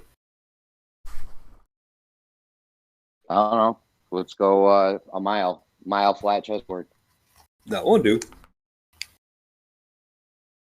Oh. How much longer, Jeremy? Listen, I don't know. This is not part of my analogy, this light diode thing. It kind of is, Jeremy, because you want funny mirrors in the sky. And, despite Curve, wanting to say that whole angular resolution thing, that was my point that everybody talked over about, still my point. How are you ever getting to that distance, Jeremy? You need to know how far you have to go from that diode for it to disappear. You're standing on, if your eye is on the freaking chessboard and that diode is 10 millimeters or an inch or whatever above, well, as long as we agree it's a fixed distance height, how far away? Have you moved past the experiment question now then? Kimo, there was no question. You showed that it was an experiment and we were done. Okay. There was a minor thing in there where we skipped starting with Adam and Eve to tell the children, we just test this one thing. We do not start with what is the sun and all that bullshit. We start with how you measure this thing. Then it's not an experiment.